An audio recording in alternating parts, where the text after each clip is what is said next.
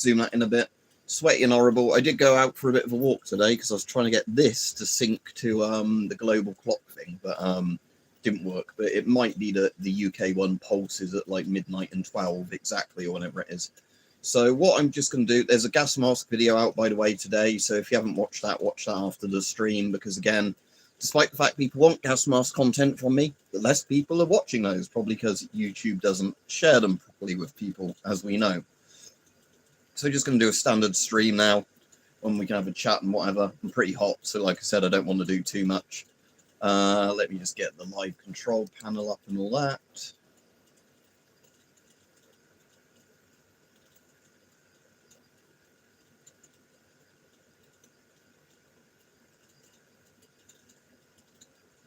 Right, that should be that done. And then I've got the live chat on here. So when people come on, I should be able to see your messages on. And all right, Rusty. Hello. I'll just move that slightly so I can see both chat boxes. All right. I could do a pop-out one, but whatever.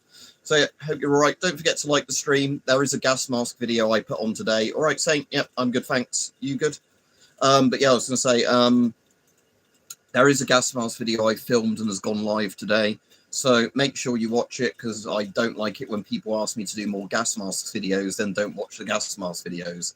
All right, Chris Riff. And I've also got a proper review of the GMC 800 that goes live tomorrow. And what I might see, if I'm sneaky and allowed to do it, because I don't know if I am, I want to see if I give it a review on Amazon, if I'm then able in the description to put a link to my YouTube review. So people that might look on the Amazon reviews might click my YouTube video. I don't know if you can do that on Amazon. I don't know if it blocks you linking to external review sites. Yeah, good hype. I'm now in a load of debt to my dad, but it's a good kind of debt. And I'm not having to pay interest on my fee because I've agreed all this with him. Right, Hilly Billy, holiday booked for next year. Going to the Baltics, because we all want to see Estonia, Latvia, and Lithuania, preferably before Monkey bombs them or whatever he's going to do. So, yeah. My parents are quite keen on me going on a holiday with them properly. So I've said to my dad, as long as I can actually just pay you back interest-free a certain amount per month, I'm fine doing that, but I'm not paying you like a massive amount up front. Which one's the PF90? Is that like a modern Bulgarian one? Let's have a look. Bulgarian PF90. I'll show you everybody to watch in a second. Oh, yeah, I know that one. It's weird looking. It still looks a bit shit, but yeah. So it is cool. It's kind of like an S10 looking front bit, isn't it? But then it's got like the filter intake there. Can it also take a weird filter intake on the side as well? Yeah. That's kind of a cool design though, where you can put a blanking plug and then either have the filter on the front or the filter on the side. That is kind of a cool design. I wish more masks did that. Yeah, exactly, Chris. But that's why he wants to do things like that, while he's still got a chance to do them. So it's one of those things that, you know, I did that with a holiday with him a different year, where, you know, if he's really keen on going somewhere, I'm like, yeah, I will go with you. It's just a case of, you know, if I can't afford to pay all of the holiday off in one go, I'll, you know, I'll pay you back interest free. A bit like when I was a lot younger and I had to pay off my car with him. I did that where, you know, he'd pay the bulk of the bill, and then I could pay him a set amount each month without interest on it, because, you know, that way nobody's getting like scammed out of it, and he knows where I live, doesn't he? So let me get the proper comments up, sorry, on the main stream. But yeah, the Bulgarian mask looks cool, but I wouldn't pay for £300 for one, but it does look interesting. Apparently it has Ghost and NATO, Fred. Interesting. The gas mask wiki just says NATO on it. So Hype says, there's rumours here the CITIC is about to bring another British restaurant franchise into China. First store to open here in Shanghai too. Oh, that's pretty cool. Oh, Modern Warfare in VR. I might play through that in VR when it's properly like done and not horribly janky and gives you motion sickness. Saint says he's tempted to spend your money taking your mum and dad to France, only a couple £100 to go across the Eurostar, I assume. Yeah, we're doing ours as a proper coach holiday like we did with Germany. So how that works is basically like you pay one upfront bill, but then all of your transport's included, all your hotel costs are included. But like I said, I won't comment on the quality of France, but yeah, like I said. So anyway, so thank you very much to Hype. This came today. I've already ordered a custom strap for it. These are very good rubber straps on G-Shocks and Casio watches, but rubber straps always upset my eczema, so I've got like a nylon NATO style strap coming for it. that has the proper connectors for the G-Shock version. So I need to put this in the windowsill overnight to try and get it to properly sync to the time zone. As you can see, the time is actually right, but it's off by a few seconds, and this is meant to, you know, set to an atomic clock and essentially be right to the second because it syncs every day. I had to manually change it to daylight saving times. Yeah, Greg's would be good. At least in China, they wouldn't have to do the low trust ones, would they? Where they have to put everything behind fucking barricades like they now have to do in London. When is the solar eclipse? Let me have a look. When is the solar eclipse? August the 12th, 2026. So today, what time is it?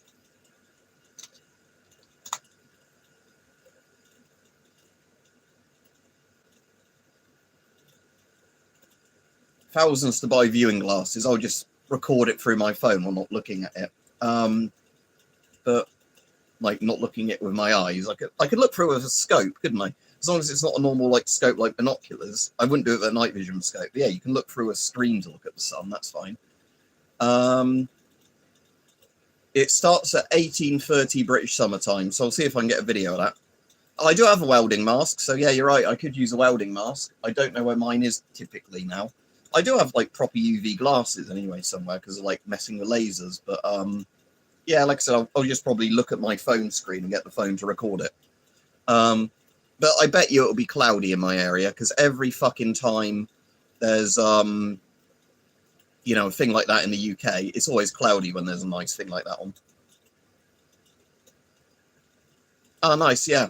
PVS 14. Again, my night vision would be really good to record those if they're available, but I'm not going to get my night vision and look at the sun with it for obvious reasons.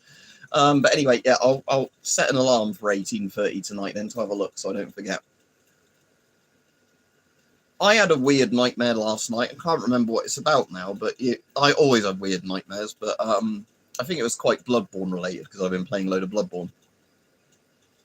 I'm in sort of central to the south in Oxfordshire, so hopefully it'll be all right. It just depends on the clouds at the time. Oh, right. So, yeah, like I said, if when it's dark tonight, if you mean there's going to be meteors tonight, let me have a look. Will there be meteors, showers tonight?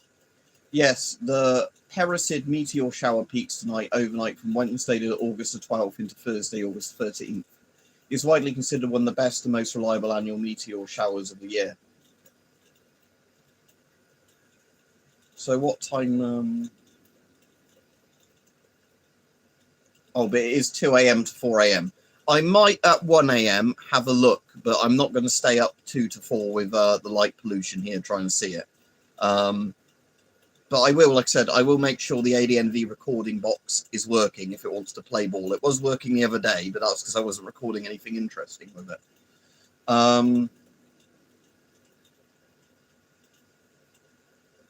It says from midnight on here to 5:30 a.m. So again, at midnight sort of time, I'll go out and have a look.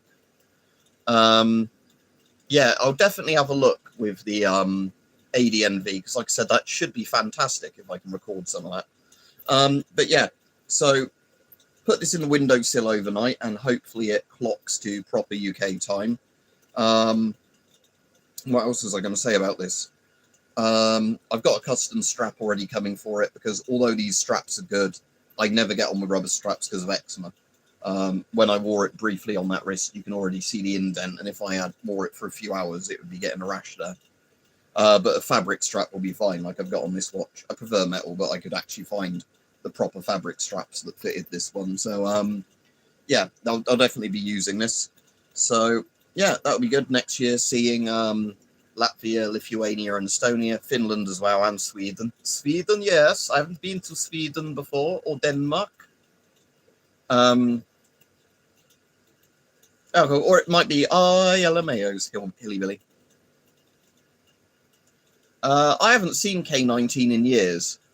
Let's see if it looks like the real Soviet suit. So, K-19 the Widowmaker.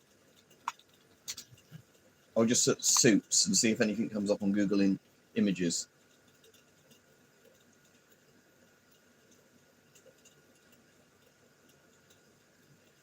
There's a bit there, but they don't look like the Soviet suits in that. They look more like maybe a West German Zodiac suit, but I might rewatch the film and actually look, you know, and see what they are. Actually, in one of the pictures, they look more like the sort of commie block suits where you can see the seam line on it. But yeah, I'd have to rewatch the film because, again, Google Images isn't being very good for seeing little images from it. Like I said, I've not seen K-19 years. Is it on Prime? It's one of those films a bit like some of the other quite famous ones where I've seen it years and years ago but can't remember it very well. No, I have to buy K-19 The Widowmaker. Oh, I'll find it somewhere for free later on, lads. Yeah, I've been to Finland before, but that was when I had a kidney stone. So some of the days in Helsinki was just, oh my God, like, you know, that rather than actually enjoying it. It's actually more like around the back there when you get a kidney stone, the pain. But yeah, the Soviet NBC suits, I'm just trying to look at one of the models because it's not the OZK suit. That's the kind of trench coaty looking one. But I'm just going to see if I can, because like there's the Polish ones and the East German ones and stuff like that. So if I just find you one of the East German ones, it will be a similar looking thing to that. So SBA1 chemical suit. SBA1 chemical suit. I think sometimes they're just known as like, yeah, if you look up East German SBA1 NBC suit or chemical suit, you can see some of those on images. And they're pretty similar to that, because like I said, a lot of the Warsaw Pact suits look very similar, just sometimes slightly different colours and whatever. But I prefer the SBA1 suit because it's a one-piece suit rather than like the trousers you have to then put on first and then you put the poncho on afterwards. But yeah, I'll just get you an image up of that suit because somebody's selling one on eBay. So yeah, there you go. These are the suits I'm on about. Kidney stones are fucking terrible, Saint. Luckily, when I've had two in the past, I was able to piss them out, but it still cut the end of my dick open with one of them. But kidney stones, women I know that have had kids said they'd rather have another kid than have a kidney stone again. Kidney stones are where you're like nearly passing out, but you don't actually pass out from the pain, because that would be merciful. You feel like you need the worst piss of your life and you can't go, because obviously you're blocked up. And yeah, there's just this horrible pressure that builds up in your kidneys that, you know, there's a reason they just give you fucking morphine or like, you know, the equivalents of morphine for it if you're in hospital for it because of how painful it is. Yeah, I've not had a kidney stone in years. And like I said, I'm much better at drinking water now.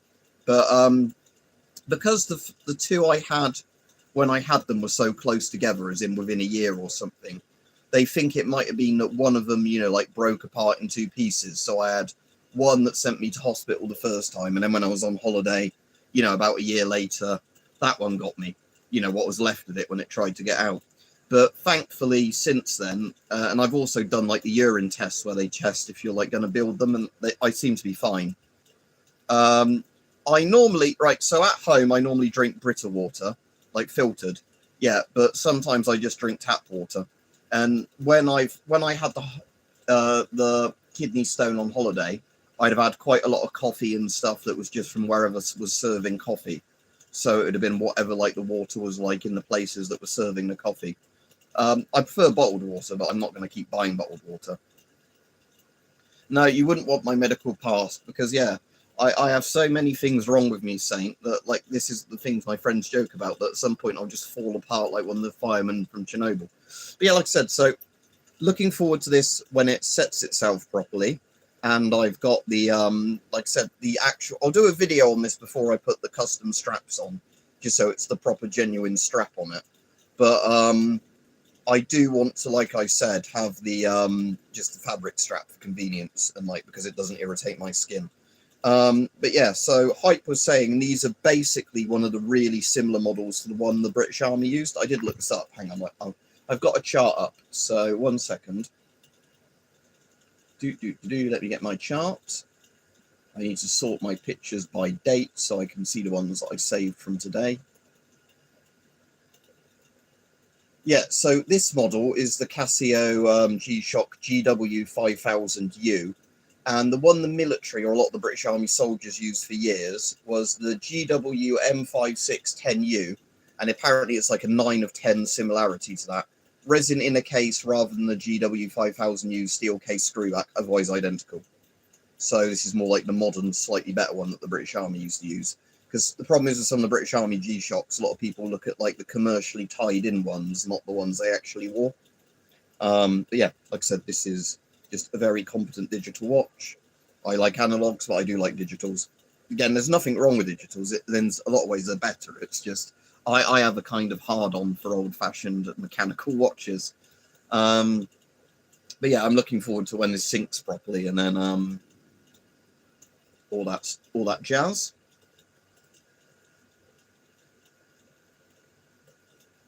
Oh, interesting, Chris.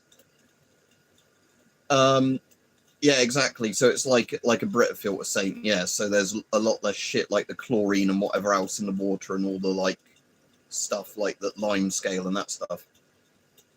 Yeah, I've still got, although again, because it's radium painted, I'm never going to wear it. My granddad gave me his old watch, and that was a German World War II watch, because basically, not because he was in the German army, but when he was in Germany after the war, quite often people bartered with the Germans for, crap they wanted, like giving away rations to trade for other stuff. And one of the things he traded for was a, like just standard German infantry wristwatch. And he wore that watch all the way through his career, after the army for like 40 years or whatever it was. He worked in a car factory. It had been rehoused loads of times, been restrapped. So only the watch face resembled the original German army watch face. And also at that point, because I don't think it was automatic, I think it was just simply, you had to wind it up. I don't think it would work. I don't think it even had a rotor in that one. And with that particular watch, over the years, the winding got so shit that, if I was to fully wind it today, it would probably within 20 minutes stop working, So like I said, there'd be no point wearing it, and it's radium painted, but I've got it as a keepsake. But I keep that with radioactive materials, that watch. I do not keep it, just on the surface because flaking radium paint on it. Well, again, he didn't keep it original because he was actually one of the guys that, lived practically and just kept swapping out parts for it to keep it going. And Hype says, yeah, the one with the NATO stock number is the GW5600 UE, if he recalls correctly. M5610 UE is also popular. Personal watches are not issued. The GW5000 is basically a more durable version of the 5. Yeah, cheers. So, yeah. I don't know, but like I said, it's radium painted, so you'd never want to wear it for that reason. You'd have to have the radium all scraped off, and a lot of places don't even do that now. And the other problem with it, and this is because of the radium buildup, when I put it in a sealed container because of radon gas, when it was in a sealed container, the radon gas, after building up for long enough, actually popped the watch cover off. Like it literally cracked and popped the watch cover off, like the glass facepiece, because the radon couldn't escape at a fast enough rate. So the radon pressure eventually broke the watch face open. It still winds up and works, but like I said, it's just a proper radium watch face with no protective layer on now. So no, I'm not even playing with that thing. But like I said, it still works, but there's no point doing anything with that because, like I said, it's a not very good watch in the first place. It's only sentimental value while I've got it. But like I said, it was just a watch he wore, from probably 1946 or whatever until some point in the 90s when he probably replaced it with a cheap digital watch, or one of the watches I bought him with a much easier to read face, where he was going blind. Oh, that's kind of cool. So yeah, this is a proper Japanese one. Were the instructions in Japanese in the box? Because there were no English instructions, were they? They were all funny, like Asian characters. But I didn't bother getting my phone out to see which ones they were. Yeah, like I said, these I like. Like I said, I generally really like old dive watches with the rotating bezels and the automatic movements in those. But like I said, I can understand why people just think G-Shocks are way more practical. Like I said, this is the one that charges up under solar, isn't it? So as long as it doesn't go completely flat, it's good. But I'm not going to put this in a drawer. I'll either be wearing it or it will be sitting on a table or a windowsill. So when I'm not wearing it, it still gets a bit of light every day to stop the battery from going flat and dying. What I will look up out of interest, so I'll ask an AI and hope it's correct. So ChatGPT, so if I ask it, what is the battery life from fully charged to dead and flat on a Casio GW5000U? Because I'm just interested in what the actual amount of power reserve is on it. Because obviously it survived for a few days or however long it was in the postal system and no light getting to it. So about 10 months from a full charge to the point where it effectively run down, assuming normal use and absolutely no further exposure to light. 22 months from full charge when kept in total darkness with power saving mode enabled. Oh, okay, cool. So if you fully charged it and then put it in a drawer, you could realistically expect it to keep time for close to 2 years before going completely flat, because the display shuts down and the watch enters deeper power saving modes. In normal ownership, though, it should essentially never reach flat. Even modest daylight exposure continuously tops up the tough solar cell. The more relevant limitations become the lifespan of the rechargeable cell itself, which is normally many years. Let me put, can it charge from ceiling lights? I just want to know. I think Hype said it can. I'm just interested in sort of how much it reckons a ceiling light would charge it or not charge it. So it's Chinese, is it? Yeah.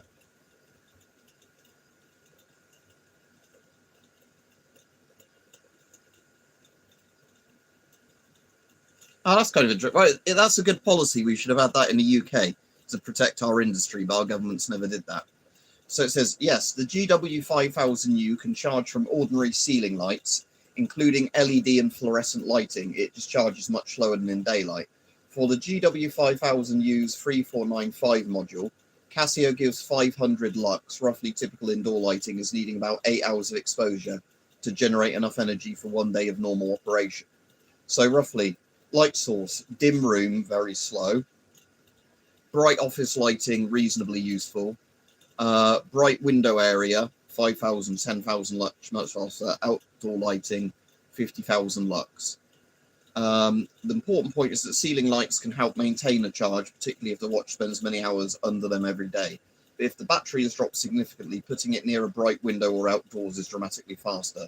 Casio's figures show that 500 lux needs 8 hours for 1 day's energy, whereas 50,000 lux needs only 8 minutes. So if you're already showing high, ordinary lighting plus occasional daylight will keep it there indefinitely into use. Where does it show if it's high or not? I mean, I'm assuming it is that the little. Oh yeah, it's LMH, and it's on the H bit at the very bottom. So yeah, don't know if you guys can see that with the focus, but yeah, there's a little tiny bit at the bottom, and it's got an indicator under the H bit. So that's good. And that's with it being in however long it was in the packaging to get to me. And like I said, I've worn it outside today when I was trying to get it to pick up the radio signal, but it might be that the radio thing only flashes it at a set time every day. And Chris says, I know all the Paras and SAS guys all bought heaps their own kit. Gucci or Ali kit, as everyone in the military called it. Watch especially just chuck the issue stuff. Yeah, again, my dad was saying, oh, don't the British Army provide people watches? And I said it was probably just because they wanted a better watch. Because sometimes with like things like that, you get given something that's okay, but you want something that's better. Especially if you know, it means less maintenance and it's more likely to just work reliably. No, I'm not going to sell my kidney to get a Rolex Submariner non-day. No. Like I said, I want to get a Chinese Seagull automatic diver just because I think they look fairly nice for what they are. But like I've had Vostok amphibias in the past and they're all right. In most countries, NATO 40mm filters are the ones that you can get easily. I don't know if you made a previous comment that didn't show up, but for like most people, unless you're in Russia or China or whatever, you just want a mask that's 40mm NATO, because that's 40mm DIN / STANAG, whatever, and it's the one nearly every country in the world uses or makes. You know, basically every Western country that uses filter uses 40mm NATO, even on NATO members, because it's just like one of the two major options, and it makes sense. So like nearly every filter, unless it's been with a Warsaw Pact gas mask I've ever got, is 40mm NATO, 40mm DIN. That's like, you know, the 1/7 thread pitch or whatever it is. That's the one that nearly every filter uses. So like I said, if you're in a Western country, get a mask that's 40mm NATO, then you never have to worry about where you're getting filters from. Oh yeah, cool, nice, yeah. I also like this has a proper case back on it rather than the 4-screw case back. Don't know why that shows up there, but you can see it's got the thing for using with a watch back remover, as opposed to doing it with a what-you-call-it. Although, a bit like the other thing, look, they didn't machine it the right way round, unless that's one you can take off and put back on the right way round. It's like the tank on the Chinese watch. They didn't etch it the right way round, so even Casio fucks that up on their quality control. All right, cool. So yeah, it's just way more durable. Yeah. Also, the backlight's pretty good on this one compared to the cheaper F91s. I don't know if I can show you that, how well that will show up there. But yeah, it's because I got that light on. Hang on. Let's get that at an angle where you're not getting too much light reflecting off. But yeah, that's a pretty good backlight on this one. It's still brighter on one side, like most Casio watches. But it's still, you know, a much better backlight than the F91 has, for example. Yeah, I'm very good, Saren Witch. You? Thought I'd just come on for a stream and chat for an hour or two. So I've got 2 videos filmed today. So after this stream, everyone, if they've not watched it yet, watch and give a like, please, so YouTube maybe shares my stuff, to the gas mask test I did today of the 4-sheeder, because I did the video and everything on that as promised. And as usual, a gas mask video is getting way less views than other crap, even though everybody keeps telling me to make gas mask videos. And tomorrow I've done a full-on proper review of that Geiger counter. So this one, but the one without Rad Pro on it, the other one. So that tomorrow, I think it goes on at midnight, that video. That is a full-on proper review of this one. And then what I'm going to do with it is, if Amazon lets me, I'm going to link to the YouTube URL and then give it 5 stars on Amazon. So maybe people actually maybe come to my channel that way. Oh, if you have good news, share it. Yeah, they probably just have a load of a batch of them, don't they, going through at whatever angle on the conveyor belt to a laser engraver. So yeah, it's not like they actually align them for the laser engraver. Again, at least like with the Chinese one, that's the bit facing your wrist, so you don't see it all the time. Stuff like that really annoys me, though, when it's on a visible surface of the watch, you know, or something else. It's like the same reason that with the gas mask that's up there, hang on, that bastard, when I first got it, I broke, and it, come on camera, focus, with that finished gas mask, the finish symbol was upside down from the factory on that one, and I had to take it off to flip it round the proper way, and that broke the voice diaphragm, because the voice diaphragm then wouldn't sit airtight again, and I had to glue it in to make it airtight. Luckily, I'm trying to get this to sit on its charging thing. Yep. Luckily, the next time I bought one of those M61 V3s, it was up the right way round. But yeah, whichever fucking Finnish guy in the factory is like, I am just going to screw this on upside down.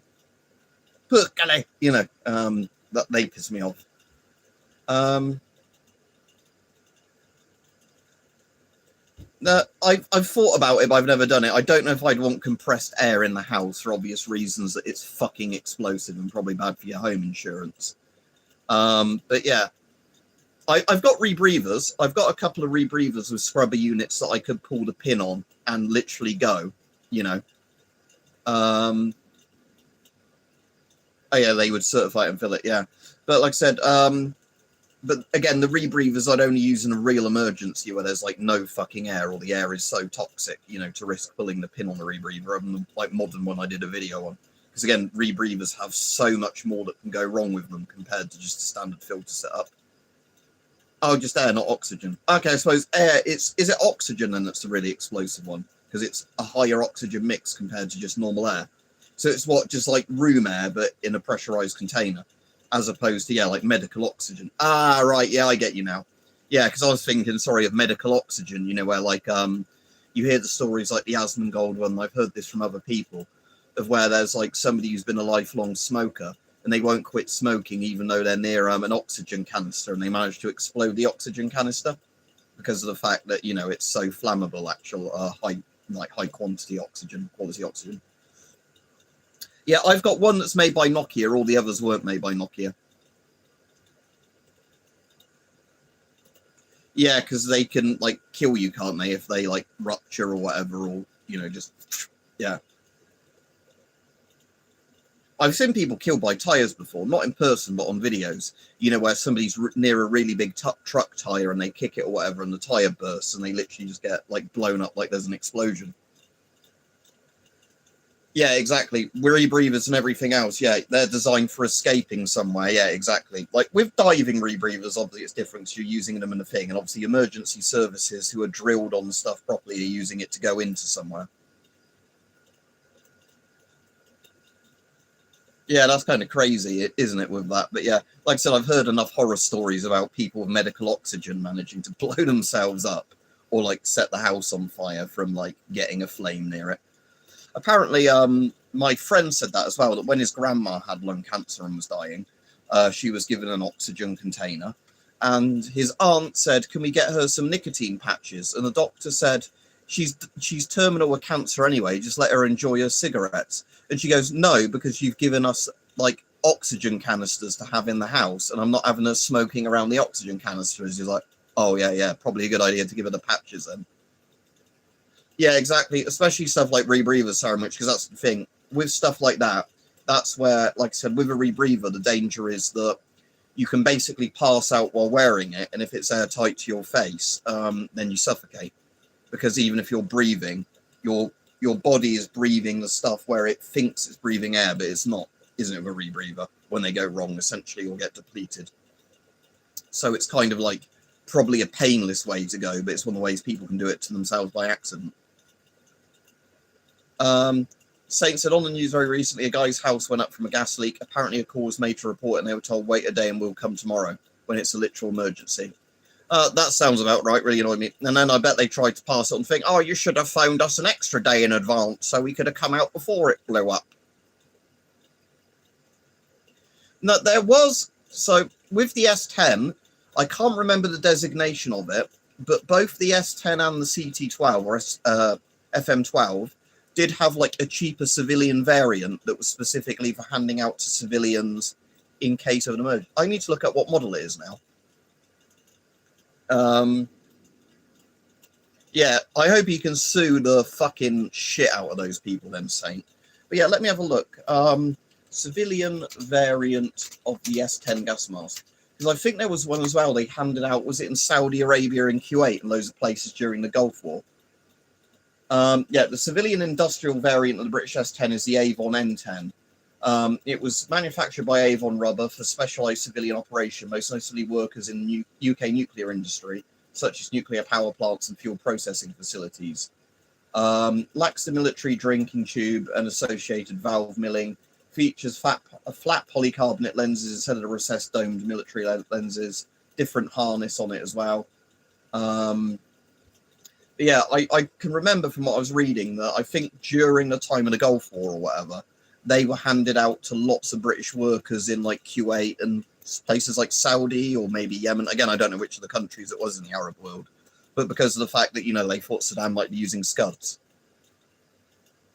Yeah, again, it's probably like the voltage thing, isn't it? About amps versus volts and all of that sort of stuff. But still, I wouldn't want to mess around with that stuff, Chris, in all honesty.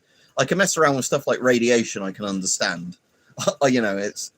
And I've got enough crap I want to get rid of, like I said. I will set up a Vinted quite soon and try putting some stuff on Vinted. Yeah, my S10, which is conveniently near me, is this one is a very end of its life one. This is a 2009 dated one. So probably around then. Let's have a look. What year did Avon stop producing the S10 respirator? The Avon stopped producing the S10 respirator in 2011, which marked the final year of supply for the mask as the British military transitioned to the GSR.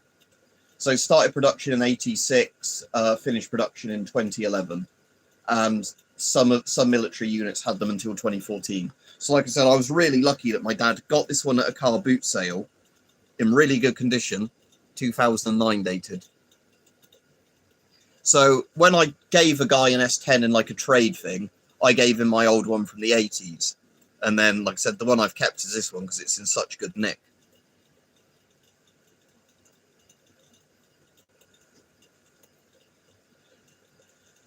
But yeah, that's why old stocks don't really exist, hype, because of the fact, like I said, it's if in 2011 was when production stopped, full stop, and they might have even been slowing down production before then. Yeah, like I said, the FM12, because Avon originally did the FM12, I think, hoping that the British government would buy them as the S10's replacement. Other countries bought them as replacements for their gas masks, but Britain didn't. But yeah, what year did the FM12 respirator go into production? Started production in 1997, and it's still in production. Because, yeah, like I said, the FM12 is weird in the sense that they stopped production, but apparently they've restarted production in small numbers because certain countries just want FM12s rather than something more fancy. Yeah, like that's the funny thing. They did stop FM12 production, I think, purely for like C50, M50, FM53 type stuff. I've never seen an MTP variant of it, or if I have, they're so rare that I think they just still do them in woodland and desert, and then just give them out for the appropriate theatres. But yeah, with the FM12, like I said, at one point, I don't think they got rid of all the tooling, thankfully. I think what happened is they were probably lowering the production run, we'll finish this off now. They didn't have a production run going, but all the tooling was there. And then what happened was, because of Monkey doing monkey business in Ukraine, and, I'm going to nuke, and using chloripicrin on people and stuff like that, I think loads of countries expressed interest from Avon in, like, we want to buy cheap masks like FM12s. We can't really afford to budget a C50 for everyone or whatever. Yeah, that's also hype, because remember, some of their newer masks are mostly made in the US, with US Avon, not proper UK Avon, whereas the S10 and the FM12 are the UK built masks. So that's my national pride, saying that the people in the UK Avon factory do a better job of just making stuff. Because again, with the US one, I don't know if any of it's prison labor or whatever else. But what happened with Avon is, although the M50 became the mask the US military wanted, to get a US military contract, they had to build a factory in the US, because otherwise the US wouldn't go for it. Yeah, like I said, GSRs and FRRs, like I said, I've got very mixed feelings about them, because the thing is with them is they're potentially very good masks, especially the later production ones. But even like my FRR, even though I like it, it doesn't fit my face very well. It's just my chin is always uncomfortable in like the GSR, FRR sort of thing. Right, so Scott is weird. I think Scott originally was its own company. Scott went into liquidation around the time Britain had all of the problems versus all the problems with the GSR. I think that's when, because I think what happened is Scott was already in trouble at that point. And again, I might be completely wrong. I'm just going off of memory and what I've heard from Googling this. Scott offered the GSRs at a really cheap price, hence why Britain went with the GSR, not the M50, even though the M50 won all the trials for the gas masks they wanted. And then they were like, MOD is cheap, and Scott, out of desperation, is like, oh, we'll do these masks dirt cheap for you. They started for a couple of years getting the GSRs, and, some of them had, like, the flaws that would literally get you killed if you're wearing the mask, not airtight, the glue wasn't set properly on them, all that sort of shit. During this period, Scott went into administration, was bought out by 3M, but I think 3M said, they looked at the GSR and they said, fuck this, we're not carrying this on, because they realized that, they didn't want their name attached to it if soldiers died in chemical incidents, and they didn't want to service the GSRs. So I think what then happened was Avon was somehow, from 3M, able to get the rights to produce and maintain the GSRs. So while I'm sure Avon actually would just rather the British government switched everybody to M50s, I think Avon was basically able to buy up all the tooling and go, yeah, we'll fix this for you. Hey, Britain, you should have just kept using a British company, shouldn't you? Yeah.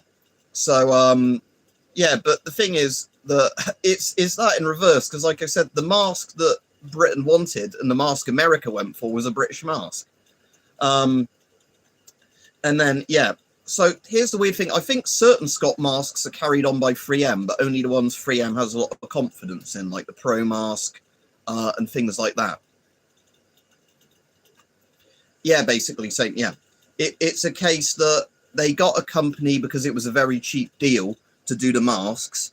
That fell apart because the company was already in very bad financial thing, you know, and this was basically them trying to get a bit of money back before the company collapsed. When 3M bought them out, from what I understand, 3M, although they bought the Scott name out and everything, they only carried on making the Scott masks they thought were the genuinely good ones that they didn't mind their name being attached to. So I think the FRR might still be made, but not the GSR. Yeah. And again, the sad thing with the L85 series that you probably know, if you've watched the Forgotten Weapons videos on it, the EM2, even though I know it's not related to the SA80, but it kind of looks similar, the EM2 was really fucking good. And during the Cold War, there was quite a lot of prototype things that would later become the SA80 that basically would have been better than the L85A1 anyway. But what happened with all of those is the government basically kept saying, cheapen this, that's too expensive, cheapen this, that's too expensive. And then by the time you got to the A1, you got to the dumpster fire of everything being cut to cheaper parts than should have been used. Because the MOD's like, not paying for that, redraw it, not paying for that. So the prototypes from like the 70s would have actually not had any of the issues, or different issues, but not as many as the A1 had. But of course, the MOD tried to keep cost cutting prior to adopting the rifle, and then you get what you pay for, don't you? Yeah, it was 280 British or whatever it was. Yeah. So America, because this is, if you don't know about this, this is really funny with trusting America. And again, I don't hate my American viewers, but this is, you know, the whole thing of trusting fucking America, is that America said, you know, to FN, stop using 280 British like the Brits are using with the EM2. We don't want that. We want 308. If you make the FAL in 308, we'll adopt it. FN went to all the effort of rechambering the FAL for 308 because it was originally for 280 British, and they still got a good rifle out of it, even though the FAL was originally built around 280 British. America then said, actually, you need to go into weapon trials. Even though the FAL and most of the other competitors did better than the M14, they fudged the test so they could pick the M14 anyway. Then they didn't. They had loads of issues with the M14 and had to go to the M16 quite quickly after. You know, whereas if they'd gone with a SETME, aka a G3, the AR-10, you know, the FAL or whatever, they wouldn't have had these issues. But, you know, it's a heavier fucking FAL. Again, if you want a good version of the M14, look at the Beretta BM50. Beretta BM59. I've got a DIAC one, and I can't show it on the stream because of YouTube policy. But the Beretta BM59 predates the M14 as well. No, it was 280 British. Let me look up what that is, Chris. It's EM2 as in Echo Mike 2. EM2 caliber. I'm pretty sure it's 280 British. Yeah, 280 British, which was 7x43 millimeters. So the idea was it was not quite as powerful as 7.62 NATO, but powerful enough. They were kind of doing that intermediate thing before everybody else did as well. Because again, the EM2 is so stupidly futuristic when you look at it. Like, we want a bullpup with a built-in optic and all this. Again, it's EM2 is like the diesel punk version of an AUG or whatever, or an SA80. Oh, like I said, Britain hype. It's literally a broken record with all of this shit with Britain. They keep doing it over and over and over again. Is the NGSW the weird, like, US thing where they want to go to 6.8 or whatever it is? Yeah. But like I said, Britain is really good at doing this. Like I said, my main complaint with British stuff is when Britain comes up with something that is genuinely very good, and then a part of it has to be cheaped out because of budget reasons, and then the thing becomes a joke because of, you know, it goes from being something that could have been top class to being kind of shit and unreliable or having massive problems because, oh, we don't just want to spend the money and have a good product. So like I said, my favorite example of this is the Warrior infantry fighting vehicle, where the Warrior has a really, really good chassis, but the turret from it was just a turret bolted on from a a Scimitar. It's that 30mm Raden turret that's not properly powered. So it wasn't stabilized, you know, had all these other issues because of what they wanted for cheapness reasons at the time. But there's an export version of the Warrior called the Desert Warrior, that basically uses a Bradley's turret. It's not exactly the Bradley's turret, but I think it's the same 25mm Bushmaster gun with tow missiles attached, but it's like a slightly different configuration. That had no issues. But the Warrior is very good if you're riding in it. It's just the armament shit on it, because it's a clip-fed. It's not even like a proper bout-fed. It's clip-fed, where you keep feeding a hopper clips. Which does mean technically you can quite quickly change your ammo load. But again, with the Bradley, I think you just switch between the two bouts, like AP versus HE or whatever. But the point is that we could have made that perfectly fine, but didn't. And my other good example of that is the Chieftain tank. Chieftain was one of the best tanks of the early Cold War in terms of like replace Centurion, amazing gun on it, really good armor for the time and everything. Would have, you know, shit on the M60, shit all over the T-72. But they were like, oh, we want a multi-fuel engine in it that isn't very good. Rather than, should we just put a decent diesel engine in it? Oh, no, it needs to have a multi-fuel engine. And they put the Leyland V12 in, or whatever it was, that had all of the issues that then came with that.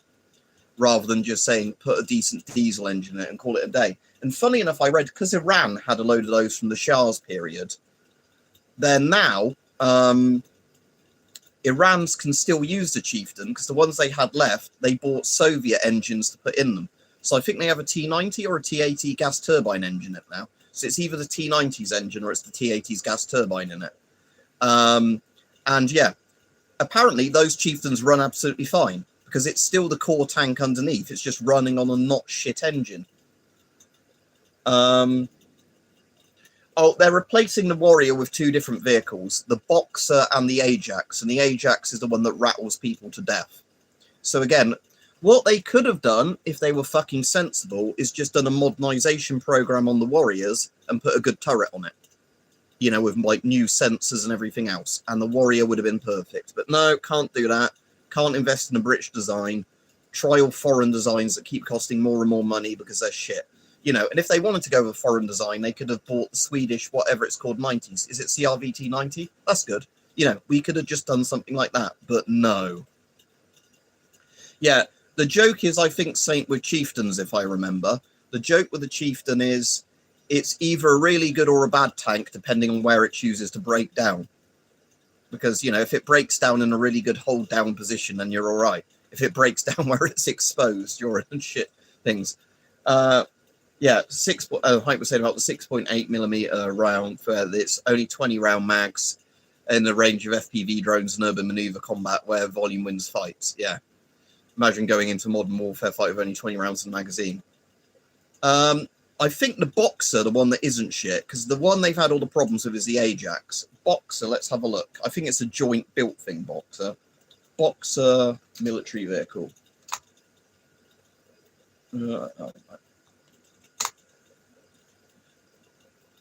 So the Boxer is a family of armoured fighting vehicles designed by an international consortium to accomplish a number of operations. Anyway, who's working on it then? Germany and the Netherlands. So no, it isn't BAE. I mean, BAE might have something to do with it, but it's mostly Rheinmetall. And again, it's very similar looking in some ways, the Boxer to the... I think I saw a Boxer when I went to the German Armour Museum in Munster. It's very, very cool looking, the Boxer. Like I said, the Boxer will actually be good once we get enough of them in number. But like I said, the main problem, because the Boxer's the wheeled one, and then I think the Ajax is the direct replacement for the Warrior that's going to be the tracked one. But like I said, the problem is the Ajax just keeps running into design problems, where they kept pouring more money into it, and they fixed one problem only to find another. Oh, yeah, I was saying, no, all they need to do, the Warrior, is do the 25mm Bushmaster from the Bradley. Like I said, if you literally look up a thing called Desert Warrior IFV, hang on. I keep pressing enter before I mean to. Desert Warrior IFV. I'll get you a picture up of the actual ones, not like a War Thunder screenshot. Where's one of the ones? It's Q8 that bought them. Again, I don't want War Thunder screenshots. I want the actual thing. Yeah, so here we go. This is the Desert Warrior. This solved every problem we had with the Warrior. We made them for export, but Britain apparently couldn't get them. So there you go. Typical. We can sell something to somebody else that's perfect. We can't have them for our own use. So yeah, you've got the 25mm sort of Bushmaster on there or whatever that feeds like the Bradley, where you can probably have the dual belts and everything else. And you've got two, I think, tow missile launchers. They might be Milans, I don't know. but you've got proper actual ATGM launchers on it, not what they did with the Warrior when they then bolted on a thing so the commander had to climb out and do that to shoot it. Because again, the Warrior is a really good IFV to be inside in terms of crew survivability, because of, you know, how good the armor is. And in Iraq, loads of soldiers were saved in those that, you know, even maybe a Bradley might have gone up when they were being hit, you know, that took multiple RPG hits and various other armor munitions. But yeah, but of course, Britain being Britain did the thing of, oh no, we've made this perfect thing for export. Can we just retrofit our things like this or in a similar way? No. Waste even more money, you know, on projects that might even completely fail in the end. Yeah, I missed the period when we made stuff like the Centurion and the Vulcan, you know, when Britain could actually make stuff. Like I said, Avon still exists. So, you know, you've still got this company making gas masks. They're still around, and they're kind of like the world leader in gas masks now, which is cool. That, you know, at least one British company did well because they sold to loads and loads of markets. I suppose Avon did all right because they didn't just solely rely on the British government to buy them or fund them. You know, Avon, like I said, Avon sold FM12s to everybody when Britain was debating what to change to. Because this was the funny thing. It's like with Belgium, they had the BEM 4GP, which is that really cool mask where you can have the filter in the left, bottom or right position. But because they cost so much to make and they were running into problems where some of them leaked. And I think they also had the problem that the factory making them couldn't make enough per year for what they needed. So, you know, you had the problem, you didn't have enough being made to fit the, you know, numbers of masks needed per year. And then some of those masks were defective. And what ended up happening with them is Avon just literally said to them, we'll sell you shitloads of FM12s cheap. And the Belgians went, all right then, of course, we'll buy your inferior British mask to ours. No, the Britain didn't have the M113. I think the Aussies did. We have a thing that's very similar called the FV. Let me look up the number.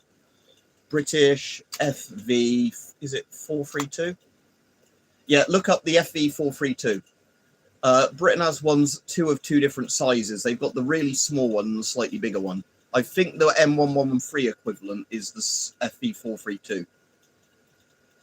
There's also a really cool version of that with a 30mm cannon on. You know, like a proto Warrior. Here you go. Here's one in awesome Berlin camo.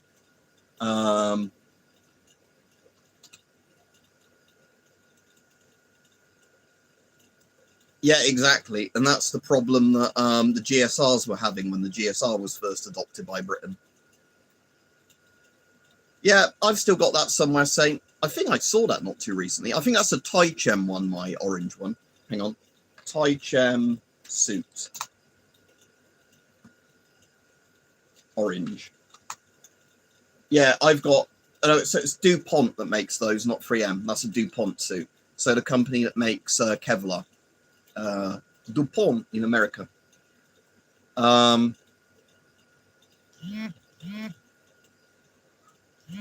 yeah, FV432s are pretty good. Like I said, they're just basically Britain's copy of an M113, but slightly different.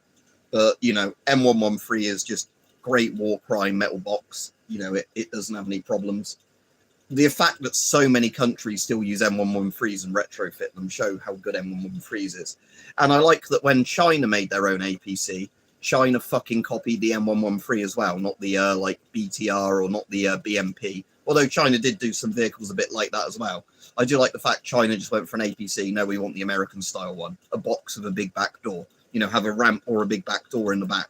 Rather than, oh, let's do shitty little tiny compartments for all your Mobics to be squeezed into. But I know quite a lot of those British FE vehicles, as we're getting rid of them, got sent to Ukraine. Apparently Ukraine really like the FE ones as well, like the American M113s, just because the crew survivability is so much better than them. Yeah, M113s are aluminium, yeah. No, they're not IFEs, no. M113s are APCs. They're like literally the 1950s like metal box APC. That, you know, replace the half tracks and stuff like that. So yeah, they're like armored up to 50 cal and that's about it. But like I said, it's just because you can have loads of them. And again, the crew survivability is still way better in that than in a BMP or whatever, where one wrong hit and your vehicle goes up. Or like when the Russians at Hostomel were using the what's the name of them? Not the BMP, BMDs, isn't it? The airdroppable ones.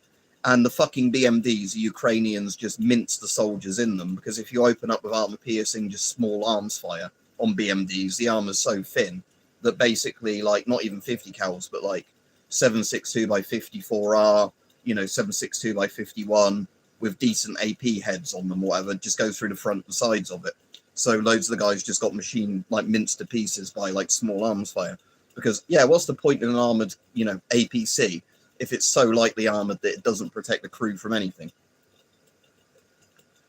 I'm just going to have a look what the name is. What is the small British APC? FV-103 Spartan. Yeah, so the other one is this one, the FV-103 Spartan. And this is like the Scorpion or the Scimitar, but as an APC. Yeah, well, like I said, there's one picture I will never forget in a horrible way, which proves why I would never want to be in a BTR.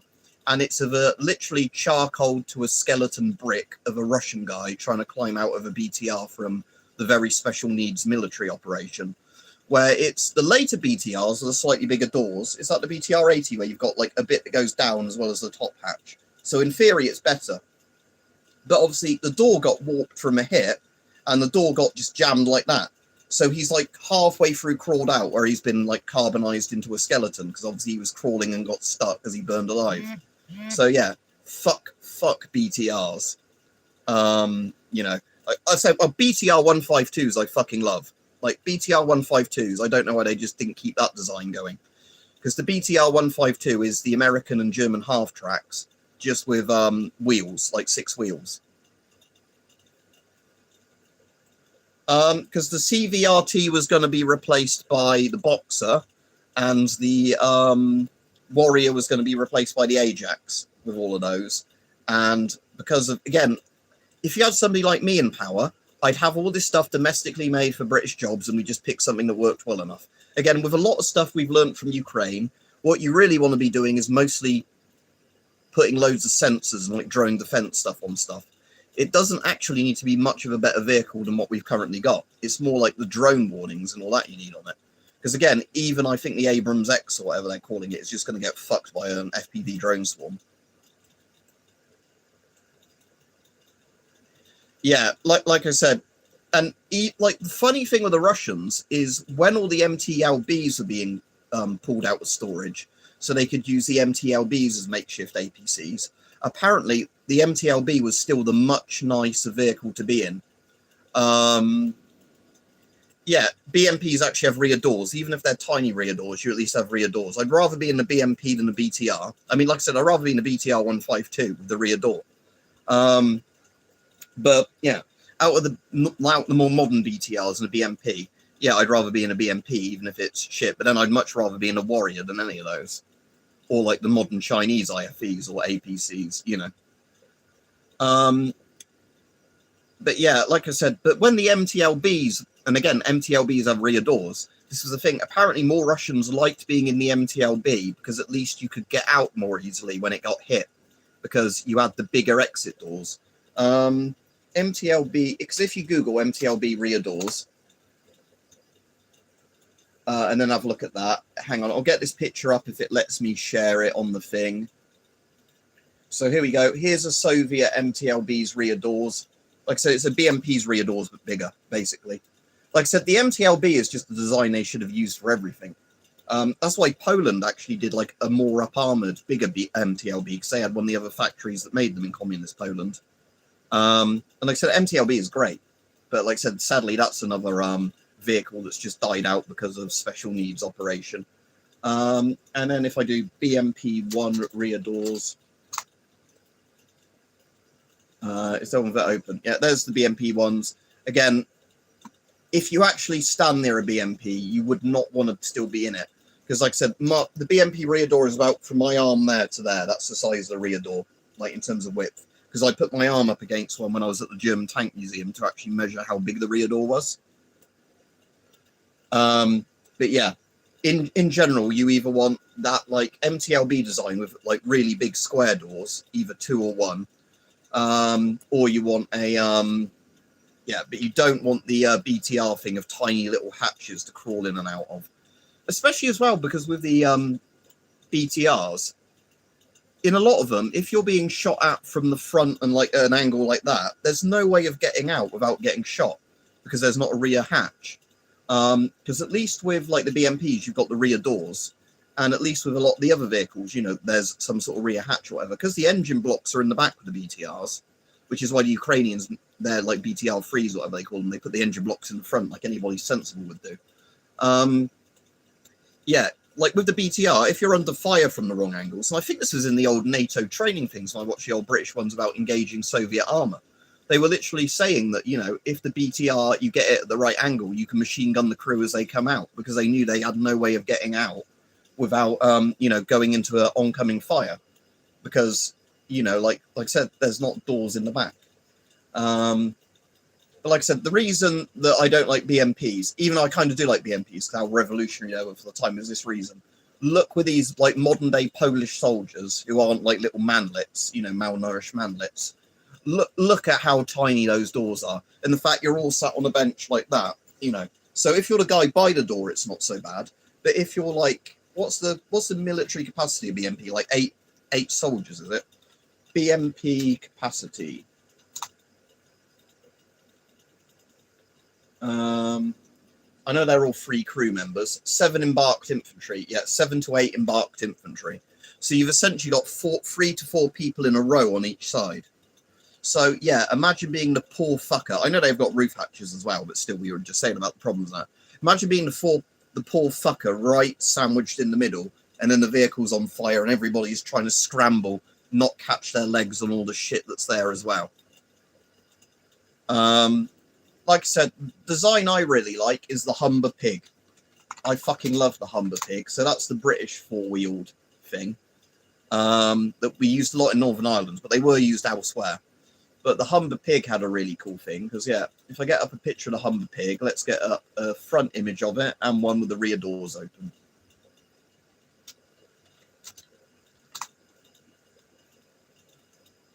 I'm trying to find one. Anyway, it's got one really big rear door, but here's what the insides look like. So again, like I say, that's the front of a pig. And like I said, that's the rear of the pig. If you, again, they sometimes have different bench layouts and whatever. But like I said, look at the size of that compared to the fucking BMP. Again, that's just an APC that could have like a machine gun on the roof. Like I said, they will use a lot in Northern Ireland are just the very heavy armored things that break barricades, because they're still a normal wheeled vehicle. But like I said, the pig is just way nicer to be in. Yeah, again, the one that I find really funny, and I think the Ukrainians said about this in 2014 when we donated them in 2014 and sold them to, was it the Saladin? Not the Saladin, was it the Saracen armored car? Saracen APC. Yeah, so the Saracen APC, this is the funny one. So we sold a load of the Ukrainians these, because these are one of the Cold War British, you know, vehicles. And funny, apparently the Saracen was way more survivable than a lot of vehicles, because it kind of has the V-shaped hull. So if it hits like a mine or something, a lot of the force doesn't just go directly upwards, because you've kind of got that V shape to the hull. Where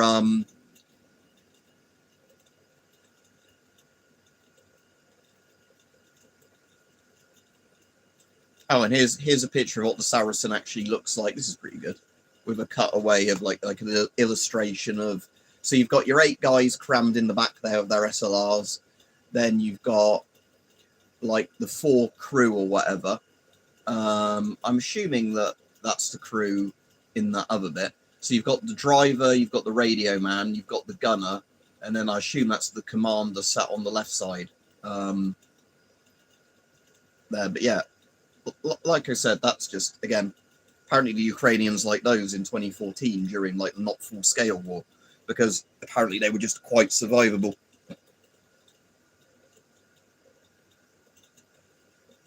Yeah, exactly, because the whole thing with infantry fighting vehicles, isn't it, Zach, is that the IFE provides support and the troops provide support with it, hence the fighting bit, whereas the APC is a battle taxi. It gets you to the front, it drops you off, it retreats, whereas an IFE has to fight, but then the IFE has much better guns and anti-tank munitions on it. But like I said, the problem is that in a lot of situations, the APC might have to fight anyway. Like, not in proper Western doctrine, but in Ukraine, you do see lots of videos because of how, you know, a war would devolve into when you're actually at war and need to use stuff with what you've got.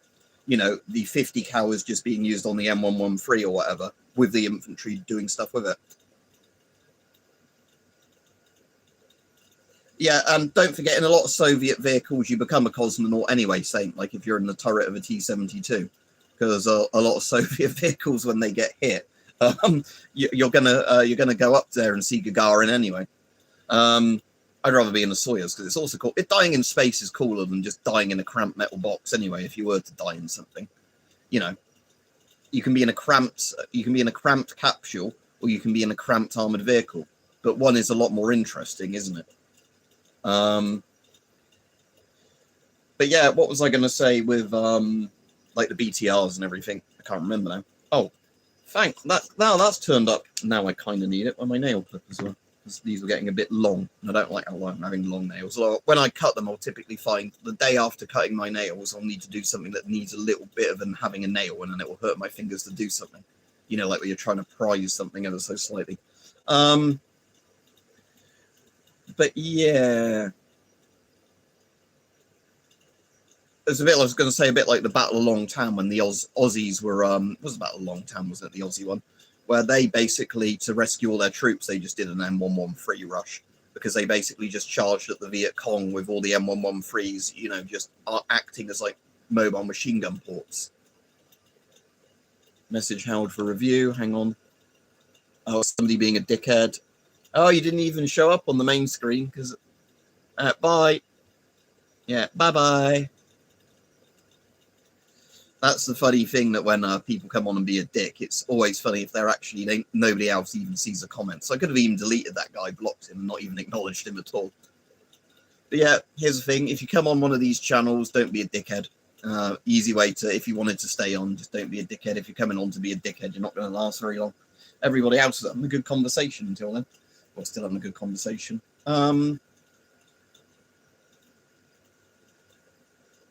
But like I said, BTR 152 is my favourite of the Soviet BTRs if I had to be in one. You can even get one like a comfy camping looking one. Look, comfy camping one. Hang on. I know this is like an illustration, but these are a real thing. You can even get the, like I said, you can even get these, like the ones where you've got the, like roof camping style box thing on top of it on the BTR 152. And yet the BTR 152 has a back door, because for ages I thought you just had to hop in and out the sides of them. But they do have a back door. It's just you very ever rarely see a picture of the BTR 152 with the back door open. And because it has a spare wheel that sits on the back door, it's a weird back door that isn't like two doors like that. It's like one that's shaped like the wheel and the other that's kind of like a crescent moon. Let me see if I can actually find a picture of the rear door open. Because like I said, it's actually really rare to find pictures of... Oh yeah, the BTR-87. So here you go.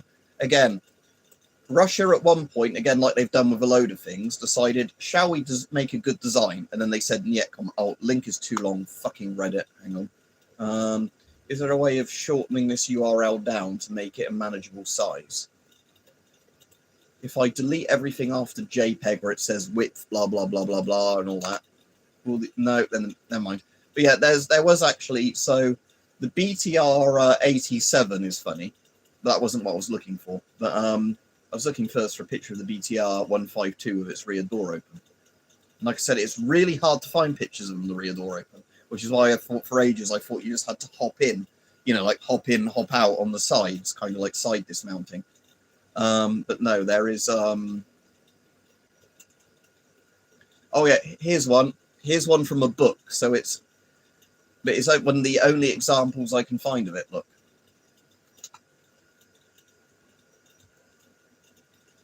But like you said, there we go.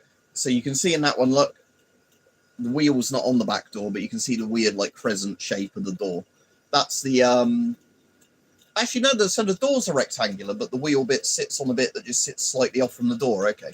But like I said, yeah, BTR 152s, you've got an actual rear door for dismounting. And, you know, if you have the non-roof one, you can also just side hop in and out of it as well. But yeah, so BTR 87, let me just get that up because it was funny. So BTR 87 And let's see if I can find one that isn't on Plebit, where I can actually... Oh, here's one on Flickr. Again, you can't see the inside from this one, but at least it's a URL I can fit in. All right, Kevin, we were on about armoured vehicles and things. So yeah, there you go, look. So there you go. That's when Russia said, shall we make a sensible BTR? And then immediately decided against it for whatever reason. Because there's also a BMP where they did a proper rear big back thing on the BMP as well. And then Russia being Russia is like, our Nordics might not die a horrible fiery death. Go back to the designing board. You can't make vehicle like that. That is Western and disgusting. Crew safety. But yeah, like I said, BTR-87. Oh, and here's an interior picture of a BTR-87. So yeah, you've got proper back doors that open on a BTR-87, and you're sat like that. Wow, it's not a shit box. But Russia went, no. All BTRs must be death traps, comrade. Cannot have a good one.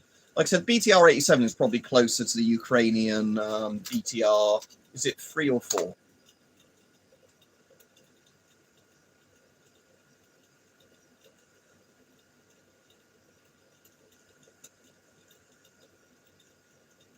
Like I said, so Ukraine was smart and decided that was a good design to go with, because that's why the Ukrainian BTL-3s and BTL-4s.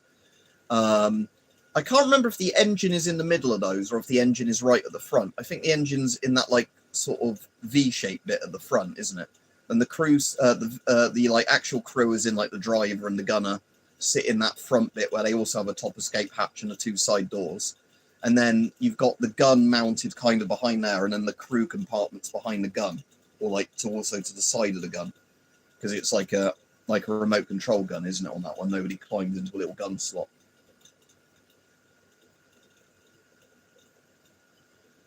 But like I said, it does seem like with a lot of the post-Soviet Union, it does seem that maybe the brains of the Soviet Union were Ukraine, not Russia, in terms of, shall we design a vehicle that's actually practical?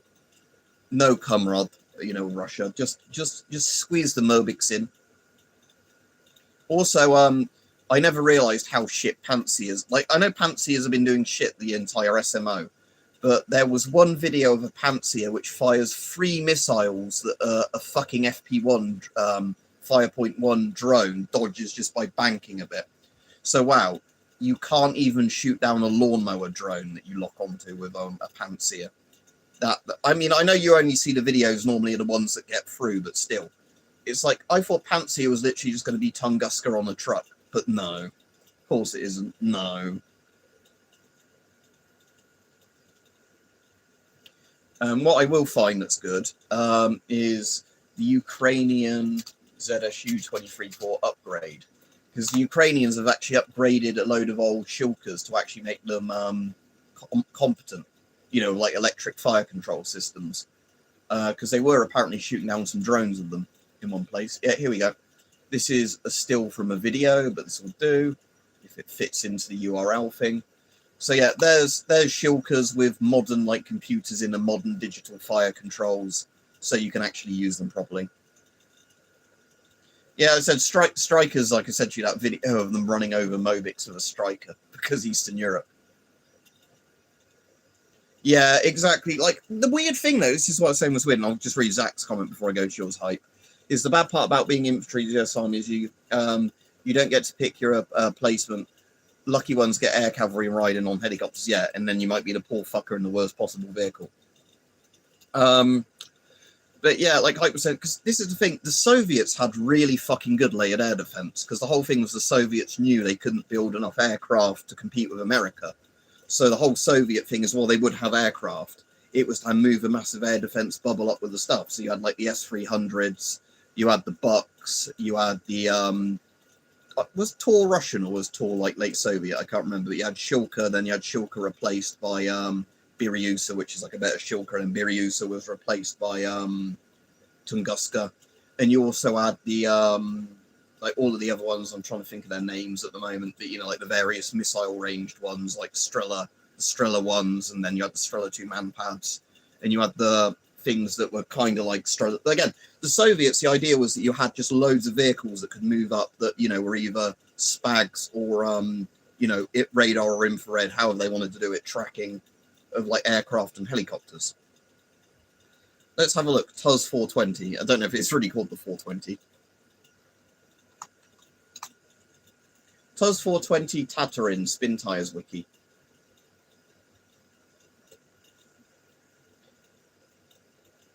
It seems to be based on a BTR 80K, it says. So BTR 80K is what it's actually based on, apparently. Yeah, so it's like a BTR 80K that's been made to look more civilian. Like I said, but then you've still got the horrible little hatches in it as BTRs. Yeah, would not want to be in a BTR.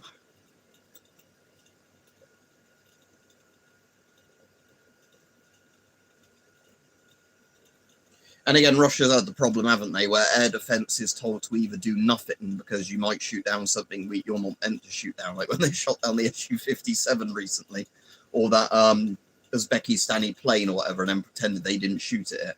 So air defense gets either the two modes of Russian air defense. You either shoot at everything and end up shooting down a load of your own aircraft, or you're told to be very careful what you shoot at and you let stuff just completely penetrate your air defense network.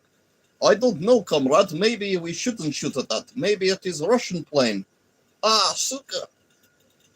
But yeah, so Soviets, you went from the Soviets having like the coolest air defense layered network in the world to now the fucking drones just slamming into warehouses and oil refineries because what they've got is spread too thin. Oh, so it's just a fucking line of sight control, is it? All right, that makes sense then why a drone can just go and dodge him, yeah. Yeah, so there I was thinking Pantsir was proper lock-on. Was Tunguska lock-on? I mean, I know it was for the gun, but was the Tunguska lock on missiles?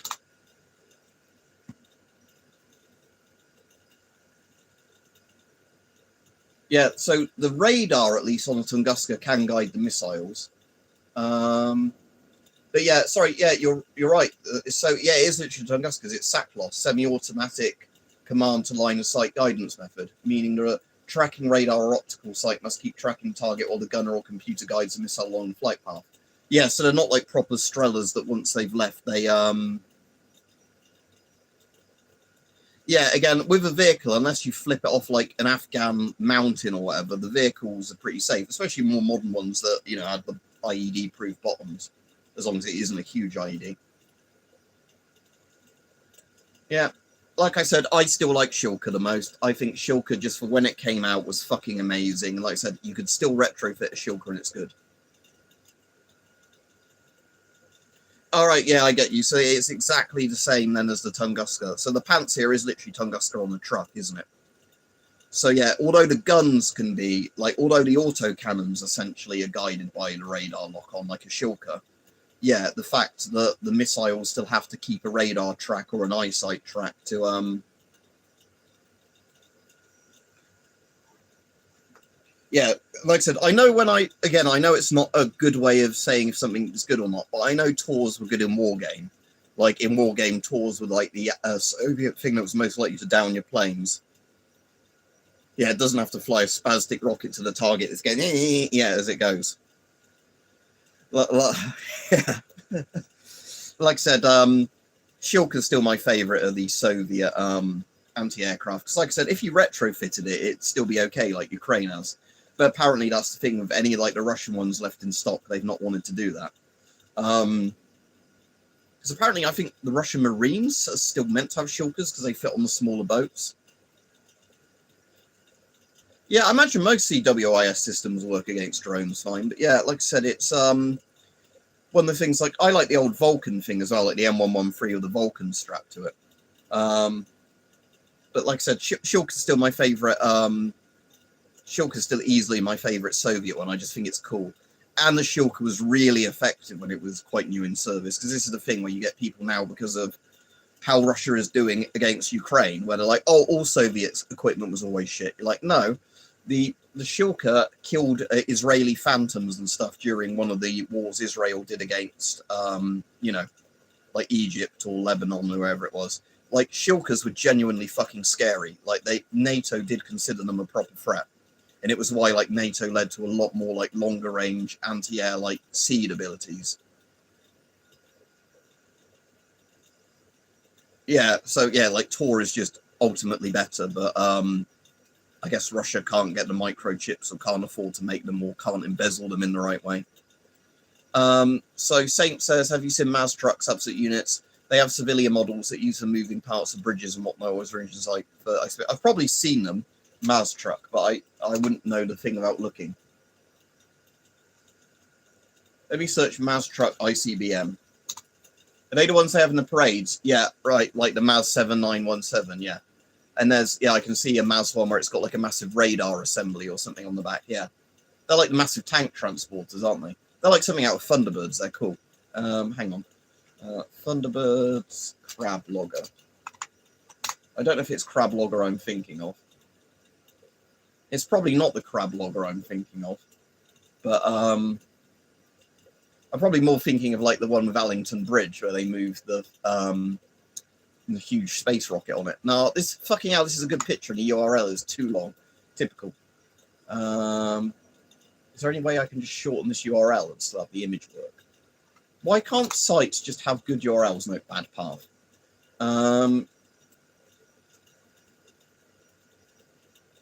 Oh, this same sort of image, although this is a different one. This is from like a little model kit of it, like with an illustration. But you're saying crab logger's cool. Yeah, but yeah, I'm thinking of Thunderbirds, Allington Bridge. What's an Allington Bridge episode called? It's one of my favourite episodes. They're not going to make it as all the chains start snapping on the bridge.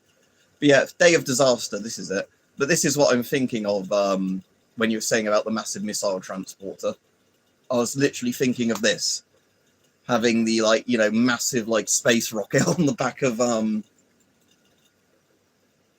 like, where it's, like, a two-vehicle, like, massive truck thing with the rocket kind of mounted between them. And I like how there's a Dyatlov-style guy in the control room as well, going, it will be fine, you know, as they're going over the bridge. So you even have, like, yeah, this guy doing a Dyatlov made in the 60s, well, prior to Chernobyl. You have, like, a guy that just looks like that doing the Dyatlov thing of, it'll be fine. It's only whatever on the scale.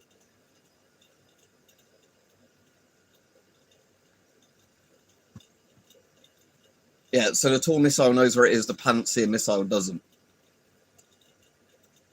So yeah, Pantsir has to control each surface movement and missile all the way to the target, while Tor just needs to tell the missile where the target is. Yeah, makes a lot of sense. All right, Devon, let me see the M270s. Finish M270.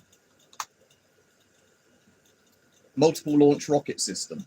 Oh, so is it one of like the Mars systems, just a Finnish version? Because like I know HIMARS, because I know a load of the stuff that's been attributed to HIMARS was a mix of HIMARS, like the strikes was HIMARS and just the Mars systems, wasn't it? Donated by various countries. Because again, they shoot the same stuff. It's just the Mars is double size, but it's on tracks, and the HIMARS is the high mobility version because it's one, not two, but on like wheels. I don't think they used the Galil. Let's have a look. They have the Finnish version of the AK, which is like a Galil. It's not a Galil, but as in like they're both improvements of an AK. List of current Finnish army rifles. List of equipment of the Finnish army. Okay, and we'll go past all the leopards and everything. Oh, speaking of, the Sisu Passi is cool, because that's the vehicle that's in Left 4 Dead that evacuates you at the end of Blood Harvest. Or is it the Patria? It's one of those. I think it's the Sisu Passi. Name sounds more familiar. Right, let me find the small arms rather than all the vehicles.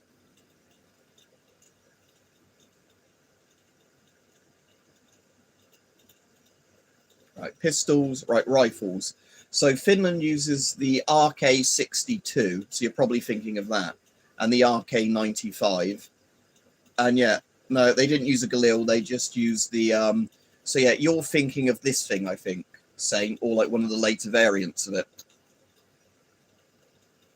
Yeah, so the RK95 is the modern one, but I don't know if he's thinking this, because again, I can see why you're saying Galil, because it's the same thing, isn't it, where you get an AK and you just make a better quality one, because that's what a Galil is to an AK. I've got a Galil there, and I can't show it you, because of YouTube's policies. Like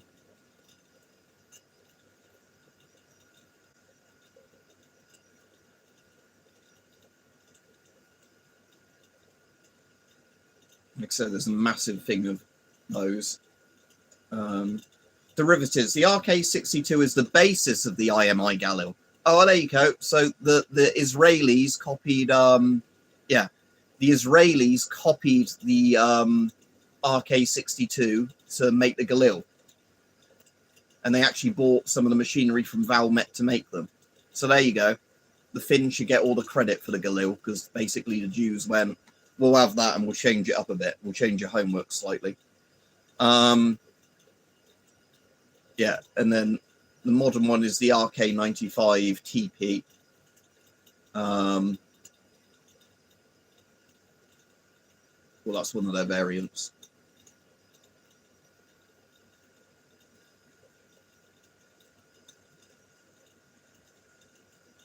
And it says they also have things like scars in 5.56. Some reservists even have Chinese. It says Chinese Type 52, Type 56-2 Chinese-made folding stock AK, purchased in 1990s in large numbers for reserve troops, now in long-term storage. So there's even fucking Chinese AKs for Finland's like lowest tier conscripts. Oh, they've got a load of East German AKs. Cool. So East German, Finland also has 100,000 of the. I've got a deact one of these, and again, can't show you on the stream. I think that's it's down there. The weird two-tone East German AK with the coat hanger rear folding stock. That's better than these Russian folding stocks. It's not an underfolder, it's a side folder. It's like a coat hanger looking thing. East German made AKM, MPI KM fixed stock, and MPI KMS 72 folding stock variants. Purchased in the 1990s, large numbers for reserve troops. Folding stock version is used by various tank, APC, and IFE crews. Oh, cool. So the East German one is still in very like small use with the probably very reservist vehicle people, because it's got the folding stock. But yeah, that's cool. Again, the Chinese AK has a better folding stock than the Russian ones as well. But yeah, so Finland mostly uses. Is Finland going to change to 5.56 though, or not?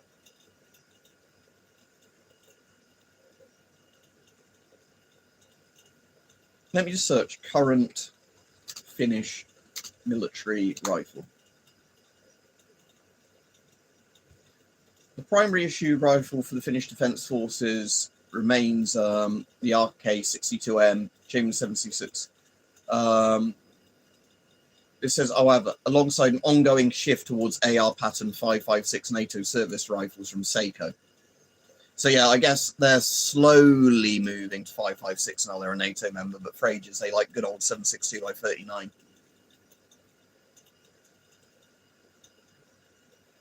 I don't know. Again, that must be really pussy ones hype that are fucking weak, because the Galil, I've got a Galil, that's lighter than the FAL, and I still don't find the FAL too bad. But you hear people bitch about the FAL non-stop. So yeah, I'm sure your Tavor rifle is lighter than the Galil, but fucking man up and lift some weights. The Galil is not bad at all. The Galil is, like, again, I've got the shorter barrel one that's, you know, like the more compact one, but it's not the really compact one. Mine's just a folding stock one with, you know, like the M4 length of barrel on it. And wow, it's not heavy. It'd be heavier than M4 because it's built like an AK, but it's not heavy. Like, you know, it'd be about the same weight as an AKM. Wow, that's not heavy. You know, those IDF soldiers need to man up. I'm going to say that because, you know, because it's probably because they're so used to Tavors and everything now being like, oh no, I can't hold this old gun. It's like, that's not even wood furniture on that. Mine's plastic. I can't talk about sites that might sell these things, but mine wasn't that much when I got one of those. Yeah, it was probably around that price point or a bit less. Anyway, Devon was saying the Galau is pretty heavy for what it is. East German AKS are really cool. It's some best AK, Bulgarian AKs. And AJF says, I know some gun dealers in America export deactivated World War II classics from the UK for pennies to use part kits to repair and reactivate them. Yeah, that makes a lot of sense. Because again, even if you can't use the main barrel bit, a lot of them have fully functional bolts if you put a new firing pin on or whatever else.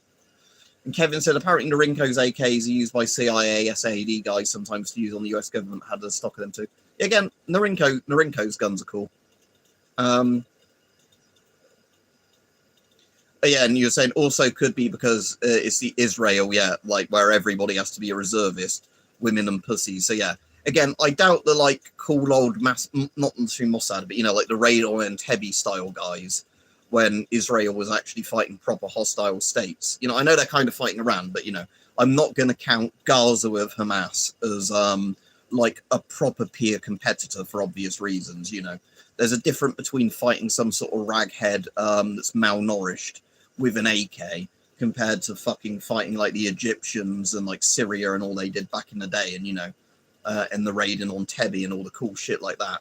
Because like I said, with Israel, I don't want to be like, because again, I get shit if I say I like Israel, I hate Israel on here. I don't really give a shit. Like when Israel is actually properly protecting itself, I think good on Israel. They are one of the only proper democracies in that area of the world. But Israel also does a lot of things that just cause them needless PR problems. But yeah, those wimpy soy boys need to do some lifting of their Torahs to build their muscles up if they can't hold a Galil. What was that? Oh, Blink 150. I don't know, because like I said, I bought mine years ago and I can't remember if it was from them or one of the other dealers, because I bought a lot and I doubt YouTube has a problem with this because they're a closed down company. You can't buy from them now. Worldwide Arms. I bought a load of my stuff from Worldwide Arms before they closed because of how cheap their prices got during the liquidation sale, and like the Galil, sorry, I think my AUG was like 300 quid at that point.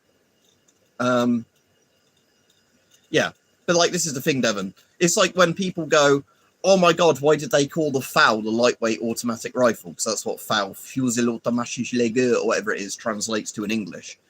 They're like, how could they have called that a light automatic rifle? Because for the 1950s, compared to something like a Browning BAR, the FAL is really light.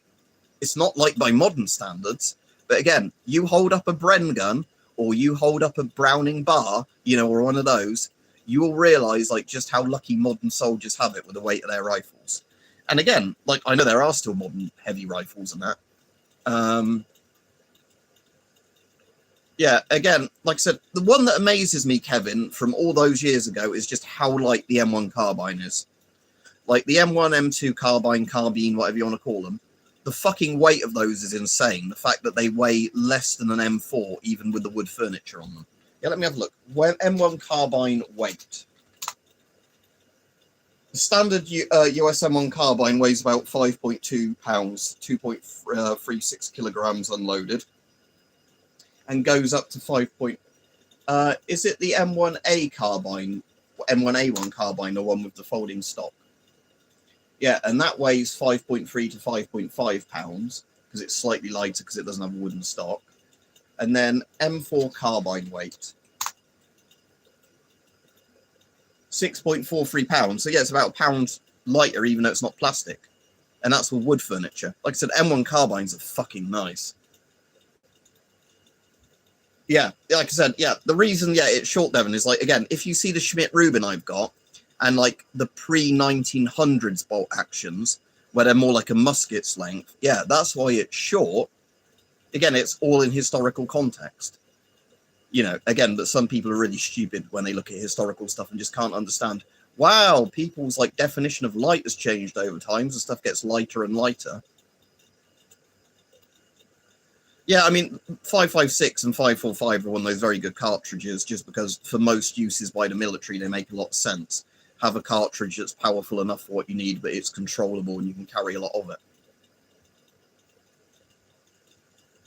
Yeah, exactly, Hype, and that's the thing, isn't it? The more gear you're carrying, because we were saying this the other day. I don't need to spit out now. This is what we were saying the other day about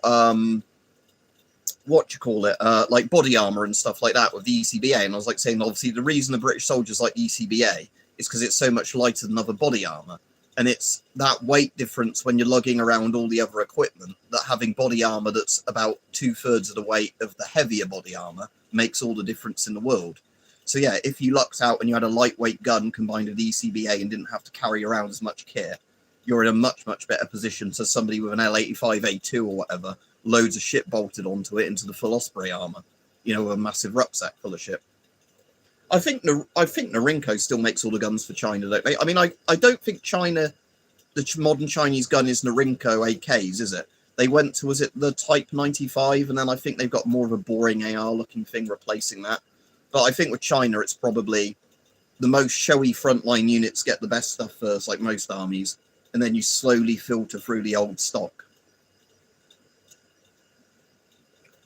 Sadly, I've never seen a British Sten go for that price over here, even the Diak ones. They're normally like $1,000 plus, and I'm never paying that for a Sten. Sterlings are cooler than Stens anyway, even though they're like more modern. Even though they are kind of like a very late World War II design, they didn't really come out to the 50s. Let's see. So QBZ 191.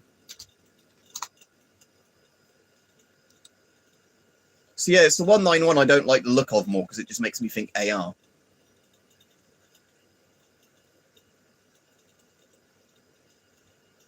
I mean, it's probably good. What kind of system does it use in it? Is it actually an AR style system, or is it more like an AK's internals?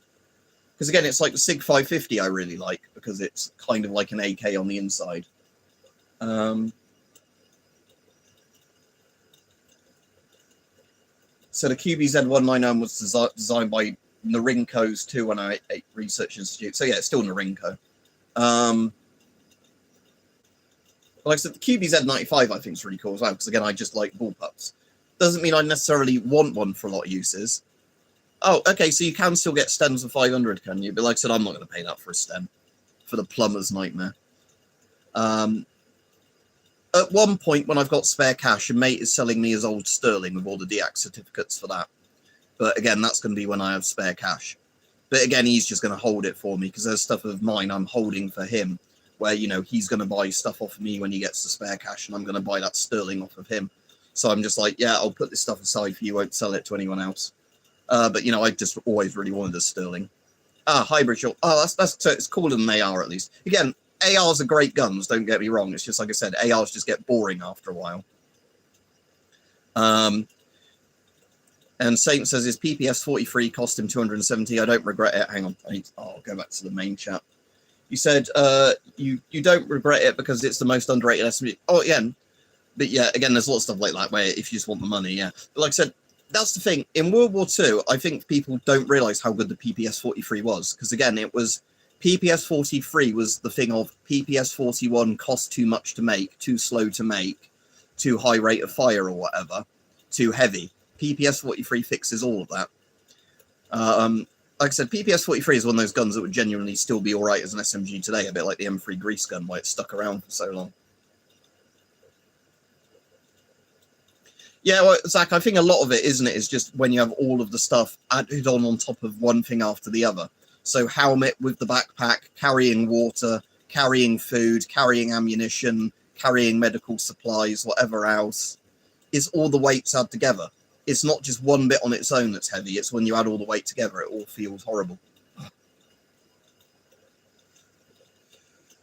Yeah, because that's the problem. The PPS 40, main problem, the PPS 41, sorry, PPSH, is that the magazines, you had to find a good magazine that worked with your gun, because a lot of them are too loose and didn't feed properly. A lot of them are too tight. My Diak one has a too tight mag, so it probably would have fed all right when it's in. But the problem is, you literally normally have to get one person to hold the gun while you do the mag release, while another person literally yanks it out, and you almost have to hammer the magazine in. Yeah, the magazines. Again, that was the problem. The Sten, for the most part, was the magazines, yeah. So the Sten had the problem that you had to underload the magazines to stop the magazine from keep jamming, because it was like a 32-round mag that, you know, was only really reliable, and I think it was 28 rounds or less, which is why the Sterling has a really over-engineered magazine to get around that. And yeah, the PPSH 41 has all the problems that, yeah, both with the drum and stick mags, but more the drum mags. And I think with the PPS 43, that's why they just went to making decent quality stick mags, because they knew it wouldn't be an issue. Speaking of PEQ 14, hopefully in the next couple of days, the batteries will be coming for my knockoff one that Hype sent me years ago, that I want to use again. I'm hoping, like I said, I'm PQ 15, whatever. I'm hoping that, like I said, the batteries I've got coming, because it's not an 18650. I think it's a 16650 or whatever it's called. It's like the same length as an 18650, but slightly slimmer. So annoyingly, I don't have any of those handy, and I want to actually use this. I also really like the FNC, but more as like the Swedish-built version of it, like the AK, whatever they call it, which has nothing to do with Kalashnikovs. But again, like I said, the one I really like the look of, and it's such a shame Spain's got rid of it, is the Set Meow.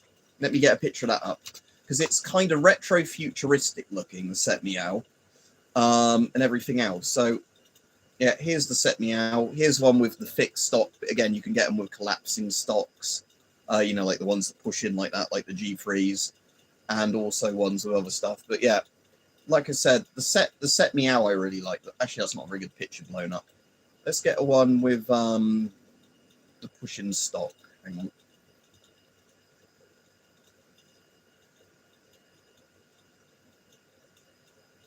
Oh, shitty Reddit URL, it's too long. Hang on, give me a minute. Well, this is an alright looking image if the URL isn't too long. Ah, good, yeah. See, the Set Meow, I think this looks really cool. But that's one, again, where because Spain had, like, issues manufacturing them and then some reliability issues, they just switched to buying ARs. Even though when In Range or Forgotten Weapons, I can't remember who it was, did an actual mud test on it, that was the best performing gun, I think, out of any of the ones they did in their mud test. Even though, like, it had a reputation of being unreliable in the Spanish service, when they did, like, a torture test on it, it was the most reliable gun they'd ever tested, just because they probably had a really luckily well put together one. Yeah, so now you'll find some South Korean school shooter that will find your bout of ammo, and you'll be to blame, Kevin. Hopefully they've rusted by this point, anyway.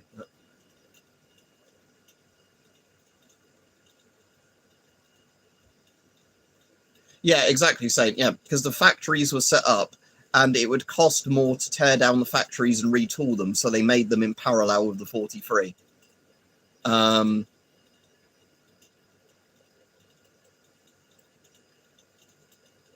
And yeah, and it's also like how the AK was meant to be the SMG equivalent to go along with the SKS, and then they just realized it was cheaper just to make AKs for everything.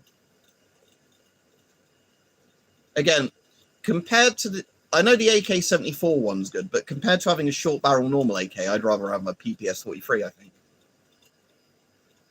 Oh, they were blanks. Okay, yeah.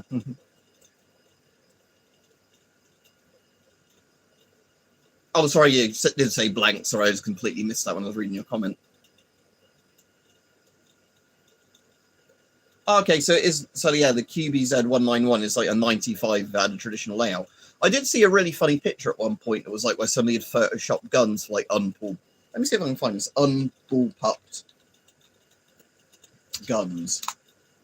Here we go. Oh, it's fucking Reddit. So again, let me see if I can shorten the URL and it will still work. No. I fucking hate Reddit, I swear. Let me just check if this URL fits. Oh, it does just about fit, but there you go. Like I said, the unbullpupped L85 is kind of interesting looking. The unbullpupped FAMAS of the wooden foregrip I quite liked. Unbullpupped Org looks cursed. Unbullpupped EM2, yeah, as well. Why would you?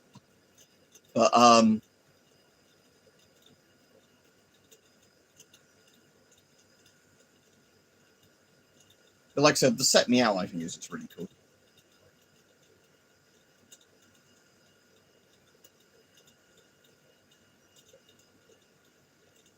I don't like the look of an Org unbullpupped because I've got an Org over there at the Aqua, and I fucking love the Org for how spacey it looks.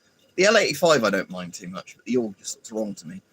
Yeah, like I said, with the Devon saying about the SA80, yeah, like I said, if they hadn't cheaped out in the first place and they'd made the A1s to the standard they were originally planning on making them, they'd have been fine. And the A2 and the A3 are fine, but the problem was the damage was done to its reputation by the A1. And from what I understand, the L85, A2 and A3, it's like, while they're good enough rifles, I think they are meant to be a bit heavier than some of the other competing rifles that, you know, you could have had instead. Saying that, though, like I said, I still visually like the A1 the most, even though I wouldn't want to be using an A1. I think the A1 looks the coolest out of them because it's more retro, futury looking like the Org. Yeah, probably makes sense, hype, doesn't it? That is now everybody wants to use rails and mount whatever onto guns. You want rails as standard. Yeah, I just really like the AUG. I just think it's cool from like Die Hard and Counter-Strike. And like I said, although in Counter-Strike it always irks me because it looks like the sight's off to one side, where it is just a vertical sight that, you know, you can use left or right with your left or right eye. But in Counter-Strike, how they've done the model, it always looks like it's coming off at that angle.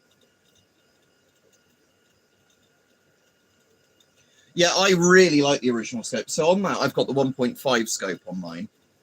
And that the really nice thing of that is the logic they did with the EM2.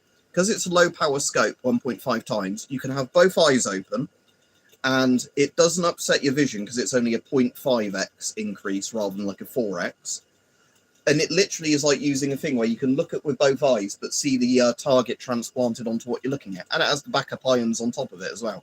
Like I said, because I'm on a live stream, sadly I can't handle it or I'll get a strike. But like I said, it is really nice, the eye relief on the AUG. Because like I said, I can't remember if I've got the donut of death one or just the crosshair type one. Because again, there were so many variants of the AUG scope used by different militaries. But yeah, like I said, the thing I do like with the AUG thing is, yeah, because you can literally have both eyes open. You get a bit of a magnified view, but it's not enough to like kind of make your brain hurt because of having both eyes open. Yeah, AUGs just look good. Again, with the AUGs, again, I don't like the modern one with the rails on. As much as, you know, if I had one, that would be a lot more practical. I just like the retro look of the old ones. Also, what I like about the AUGs is they just take standard M7 bayonets, so you can just stick US military bayonets on them and they work.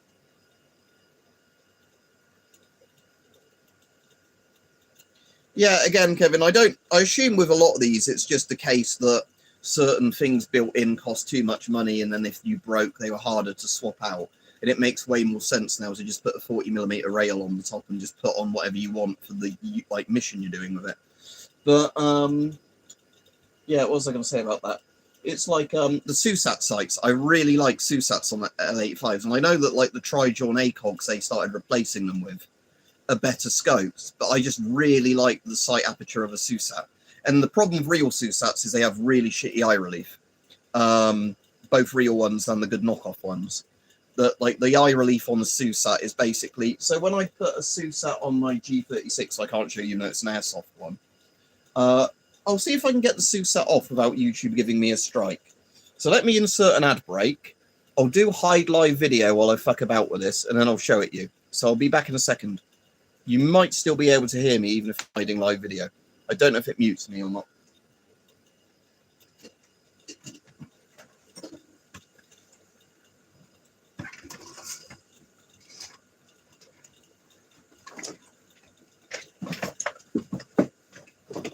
Oh no, the surplus tower is collapsing.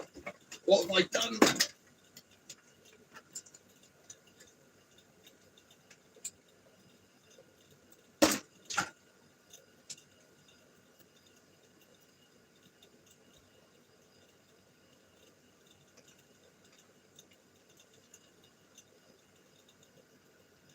I'm just unscrewing the SUSAT now.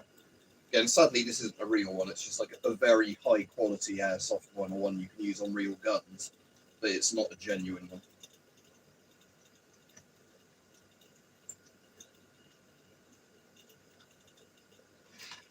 Slide that off, stick that over there where it can't fall down, get its weight's in the right place.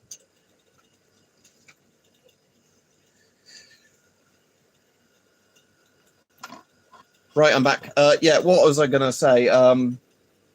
Yeah, the, what you call it? The speaking of just airsoft L85s, I wouldn't mind getting a gas blowback one done by the Chinese company, whatever they're called. I'm trying to think of the name, Hype will know.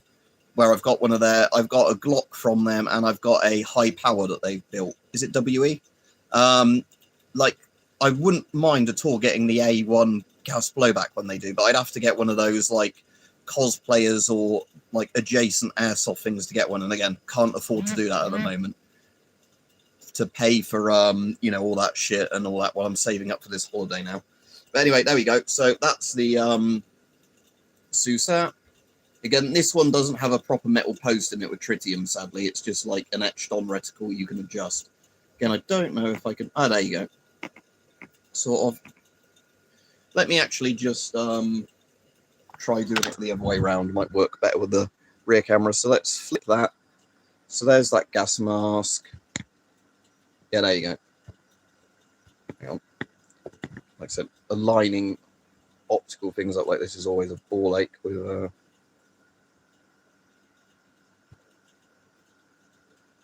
You've got your emergency backup sight on the top, if I hold that a bit differently. That's your emergency backup, like iron sight. That thing with these scopes. And then, like I said, you've got the... so it's got the actual post, but it's not got like a proper one. It's just an etched on one with this that you can adjust for like height and windage. But you can't... So it's really hard to film for these. I think because the eye cups, you can't take the eye cup off on this, can you? Like I said, I actually really like SUSATs. The problem is they just have quite shit eye relief.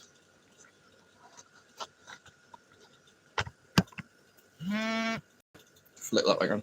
But yeah, like I said, if I look through it now, this is fine. Like, I can use this absolutely fine looking through it. And like I said, although I felt a bit conned when I did this because I thought I was getting a genuine SUSAT until I read the description properly afterwards. So it wasn't like the seller scammed me. It was just I didn't read the description well enough. It is like a proper metal built one, very, very good replica one. Other than the fact that like they've got the light up thing on it. I don't know if it's got batteries in it that still work.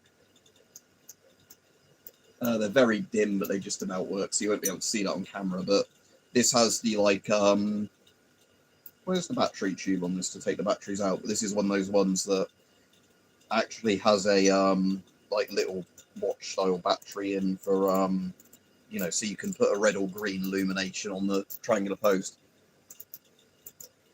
Like 150 quid or whatever. When I've looked on DIAC gun sites, actual L85 sites were like 400, 500 quid.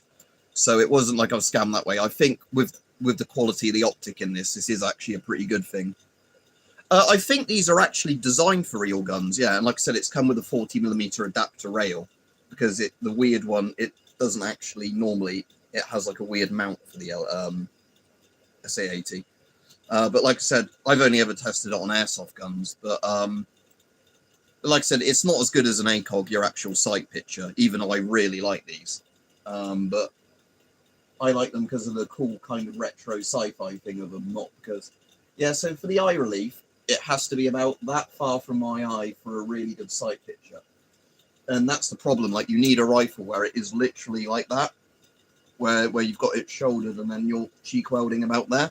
So on the G36, the Airsoft G36, if I put it at the very back of the rail, the sight relief still needs it slightly closer to my eye than I can do on that thing.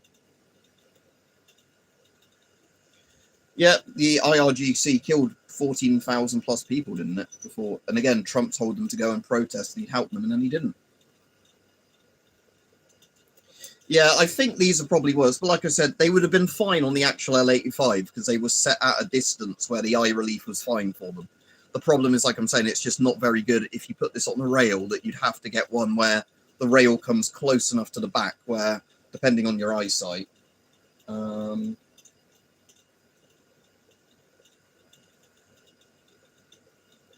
like I said, it's a good sight picture, yeah. If I'm not wearing my glasses, that's about right. With my glasses, maybe a bit closer. So I need to, so I don't think on this there's any adjustable thing for, I just have to, I need to remember now, you get the battery out of this fucking thing.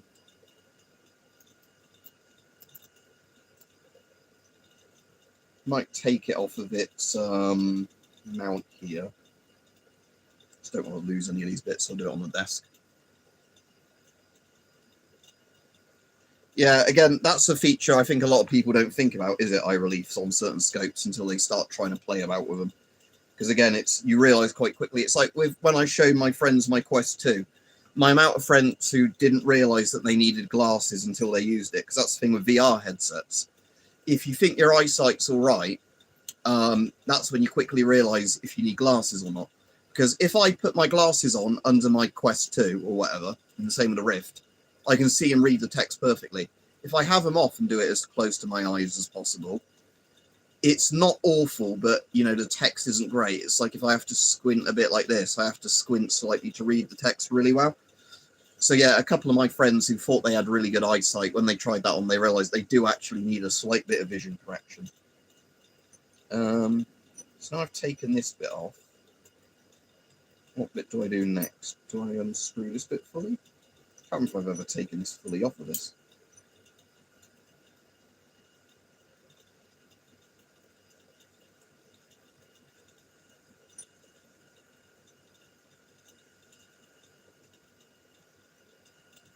Oh, I need to take that screw out first, don't I, fully, I think. Maybe. Just don't want to lose any of these nuts or bolts. Let's take that screw out.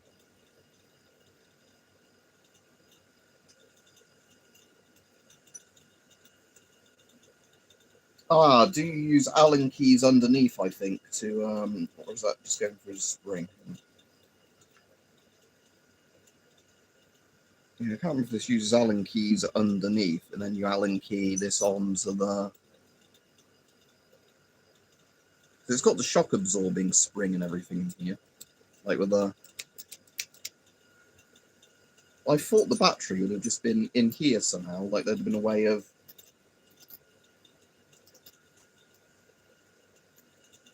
like putting that in a certain position and then either pulling it or whatever.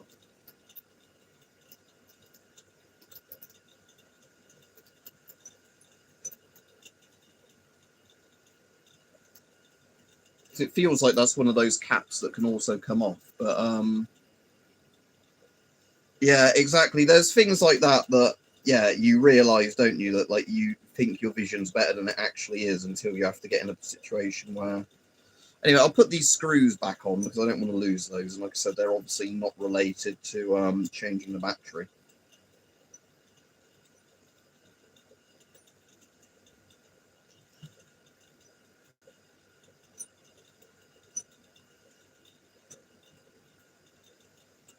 Oh yeah, is this screw the one that... I'm looking through the wrong side though. It says adjust down up.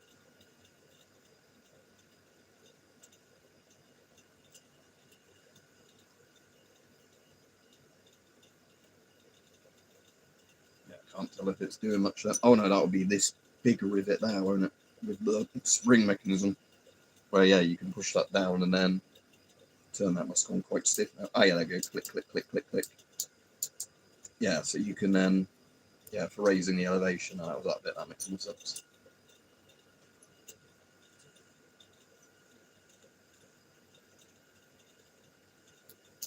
I think I'll fully tighten that up though, because I mostly want this as flat as possible for...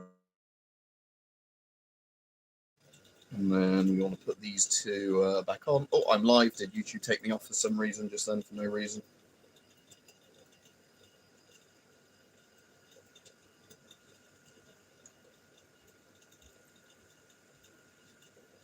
And Hype says, I think one of the reasons why myopia is almost exclusive to humans is that animals with myopia are simply fucked so wild. Yeah, it would make sense. Yeah, don't really survive. Yeah, unless I suppose you're in Pol Pot society, where you die if you wear glasses, so only people that can see well enough without glasses aren't killed. I suppose that there might be that to it as well. I always like the Spider-Man meme of that, where it's Peter Parker seeing a blurry Pol Pot without his glasses on, puts his glasses on, and Pol Pot's holding up a gun. Yeah, that's the problem, Devon, is like, again, I think a lot of places have got into this now. Even if the places themselves don't know they're selling you a fake one. You know, like their suppliers like, oh, trust me, bro, it's real. And then, I was going to see if I can find this Pol Pot meme. Although Google is really shit for spicy memes now.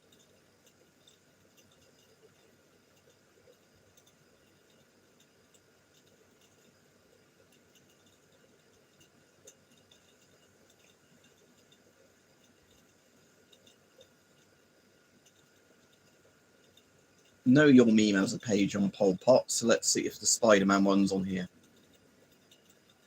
Continue out disabling. Fuck you, I'm using my ad blocker on your side.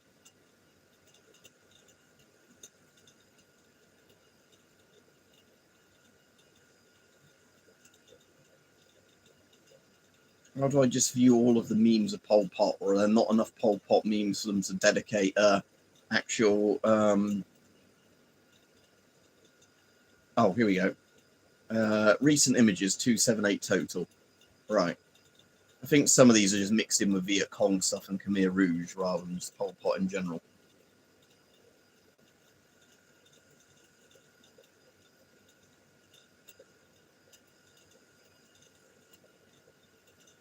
Here it is. This is the image I was looking for. Although this isn't the same one because it's not the one with the gun, so it's not as funny. Hang on.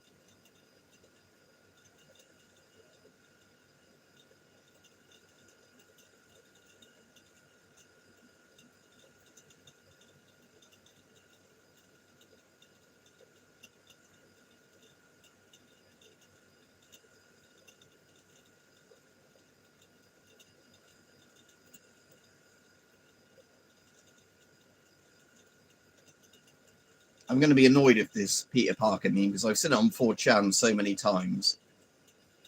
So it'd be annoying if it's like the most popular Pol Pot one I see that online normally it's not fucking on Know Your Meme.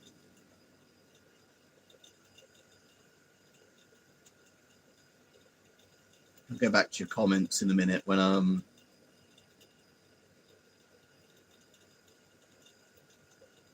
seeing if I can find this. No, can't find it. Let me just search in Google Pol Pot Peter Parker meme.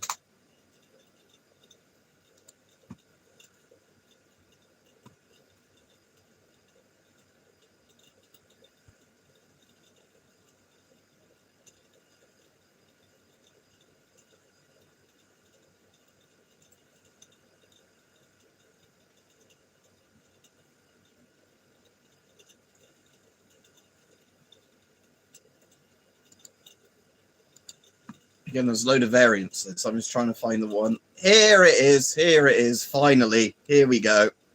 I'll have to save this in a minute, so I've got it on this PC. This is what I was looking for. There you go. You sent me a holographic quite recently. Let me get it down. But I haven't had a chance to mount it on anything and use it now. But yeah, that was the meme I was looking for. That was the one.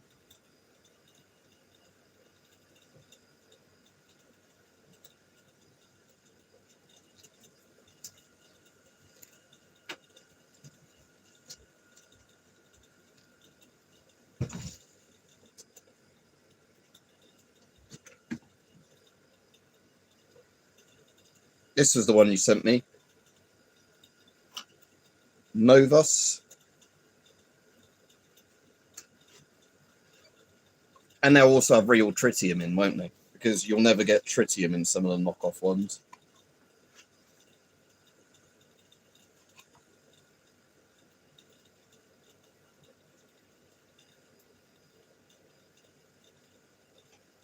Oh, it's just a reflex one. Where's the on button for this?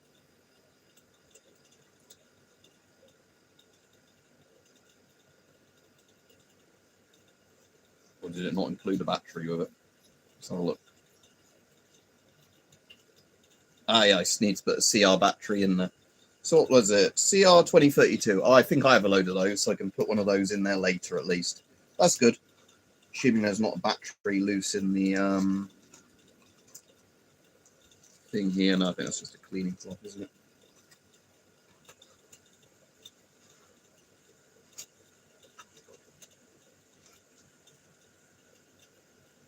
Yeah, I'll put that back on. I'll put a thing in that later. I need to try these properly, but again, it's because I haven't really been able to ever do airsoft stuff with night vision.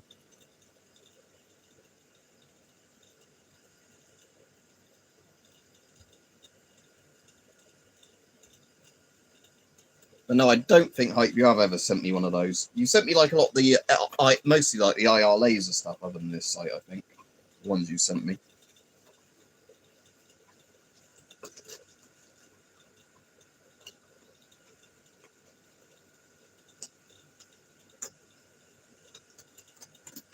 Right, let's close that back up and not lose it. I'm putting it there where I can see it. Yeah, there's always some funny stuff like that, aren't there? Of like aftermarket knockoff things actually being better quality than the real ones. What was I going to say before I go off? Because it's already 4:30 now, and I need to get some lunch, and then I might want to have a look and see if I can see the eclipse later. Let's just double check what time the eclipse is. What time? Eclipse. So I want to make sure that begins just after 6 p.m. BST, it says at the moment. Best coverage at 7 p.m. Okay. Because like I said, if I have a bath or a shower or whatever, I want to do that and not miss the thing. Yeah, they can only do red stars, not red dots. Yeah. And then, like you said, might be meteors after midnight. So if there's meteors after midnight and I see any of them, I'll try and record it with my ADNV. But knowing my luck, I won't. It'll be cloudy. Because every time there's fucking anything cool like that whenever I've been around, oh, it's cloudy. And again, if you're in the UK, oh, it's cloudy. What a surprise. Yeah, oh, I was playing about with this, wasn't I? Just trying to figure out, yeah, how you get the fucking battery out of this thing.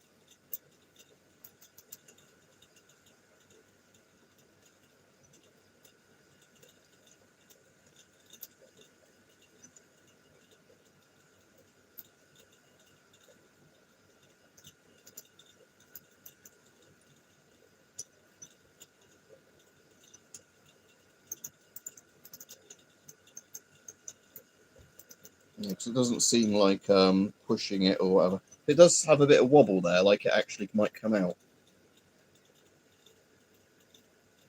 I wonder if it's just like a really tight-in plug type one. Did I have my pliers still on my desk? We're either going to break this or it's going to work. Again, I don't think there was any instructions with this. Yeah, we'll be blind. So if I'm lucky, I won't see the meteors, and I'll be the last. I'll be last sighting man while the killer plants come around.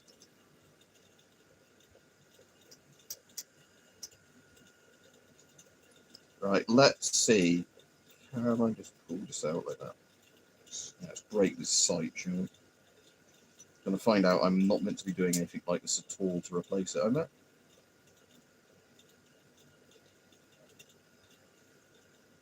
I reckon if I can't get that out with pliers like that, that's not meant to come out like that. I think that just infinitely screws around on the captive thing. Obviously, the batteries are going to be behind there, because you can see that's like a circular channel for the batteries, and I can't see anywhere else on the underside of this that looks like it's got a battery compartment.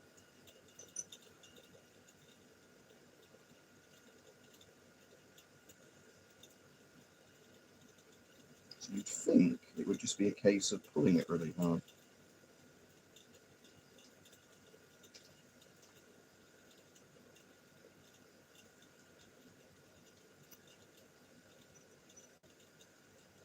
So I can see like a little rubber stopper thing there that keeps moving. Unless that's just like thing that's meant to keep the thing like watertight. Oh, hang on. Is that a bit of movement there? Yeah, there's a bit more of a gap there now. I might take a picture of this afterwards and ask AI, how do I get the battery out? Unless I can just quickly, I'll just search Airsoft SUSAT site, how to replace batteries. And hopefully I can find a model that has batteries. I think this is more of a real gun one than this one. Use the Allen key to remove the top housing screws. Is there... I wonder under the... So if it says top housing, unless it means you take this off the base.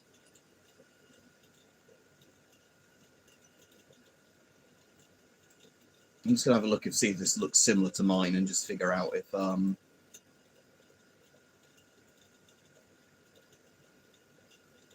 Yeah, so this is a pretty similar looking thing. I don't know if it's the same one as mine. It has a similar looking battery compartment. So the guy here is not got a tripod and he's moving the camera around horribly. So first what he's doing is he's getting an Allen key and blocking the camera, and he's going to take it. Right, so first he's doing what I thought you could do, is put an Allen key in there to take this off its base. So yeah, I think what you must do is take this base totally off using the Allen keys. And then, yeah, let's just jump forwards a bit in the video and see where the battery compartment is. Okay, so yeah, you literally take this bottom bit off. Could you just do that, though, without taking the whole thing off? Because there's, like, 4 little Allen keys there. Can't you just take the whole back plate off without taking that bit off? Or does it connect in the way? Oh, what type of cell is that? Oh, it's nice. It's, I think, just a couple of two little normal hearing aid batteries. I don't think it's one of the stupid types of batteries. Anyway, I'll go off in a minute. Thanks for going on. So, yeah, if I get a good view of the eclipse or some meteors, I'll upload a video of those, but no promises because I don't know if it will be cloudy or whatever else. I'm hoping I can get this to set itself properly later on with, you know, in the window at sort of midnight, whenever it does it, it will flash and send the radio message on. Because if I manually do the radio message thing, it says, you know, it just does that where it looks for a message but can't get it, and then it will just after a while fail. But obviously that should work fine on that watch. It's just a case that it's being annoying at the moment. So anyway, yeah, thanks for coming on. If I can get any cooler clips on Comet stuff, I'll upload that at the point when I get a chance. But don't forget, there was a gas mask video I uploaded today that not many people have watched yet. So watch that and give it a like. Don't forget to give the stream a like. And there's a video as well going live at midnight UK time, you know, for a Geiger counter review. Oh, if it successfully syncs, it will show RCVD on the screen. But yeah, I know it gave me an error earlier because it didn't manage to successfully sync.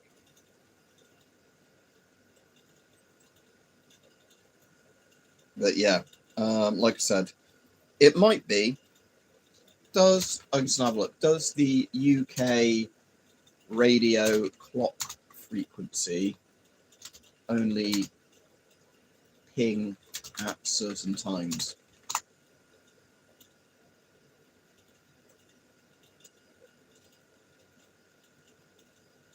Yeah, it says, so although the thing operates at 24/7, most clocks are programmed to search for a ping, the signal only at a specific preset time, usually overnight, 2 a.m., 3 a.m. or 4 a.m., when atmospheric interference and local electrical noise are lowest. It says keep it away from routers and all that when you're trying to do it.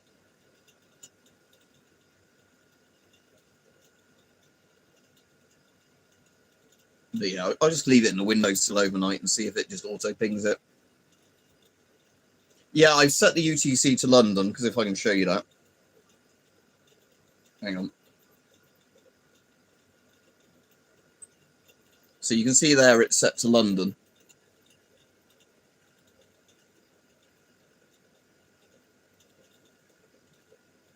And on the other bit, it's, if I do adjust again, whatever it is. It's not adjust again, is it? Is it mode I now press to go through? Yeah, I put daylight saving time on manually because it's not automatically done that. Yeah, so everything else is set correctly, but like I said, I think it's just a case that the signal, even though when I went for a walk and I manually told it to do it earlier, maybe it was just not picking it up. So like I said, I'll leave it in the window overnight. Okay, like I said, I just took mine out in the afternoon and I walked for 20 minutes, you know, 10 minutes one way, then 10 minutes back.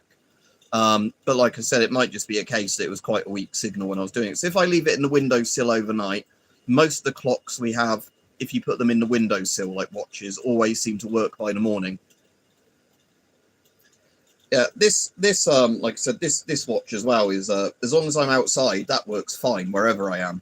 This one, it doesn't work inside with the sat nav, but otherwise it will pick it up fine. Anyway, yeah, thanks for watching, everyone. I'll be off, and like I said, if I do get any eclipse stuff, whatever, I'll upload it, but I don't know. Depends on clouds and whatever else. So yeah, see you all later. Oh, not later. I'm not going to stream Bloodborne tonight because of the eclipse and everything, and I want to have a bath and whatever else. But I will keep checking every now and then to see if the PS5 thing works of YouTube, because if that suddenly works, then you might just see me when I'm streaming being on the PS5. But until Sony fucking fix it, I can't do shit. So anyway, have a good one. I will catch you all later on. Have a good day. Don't forget to watch my videos and give them a like.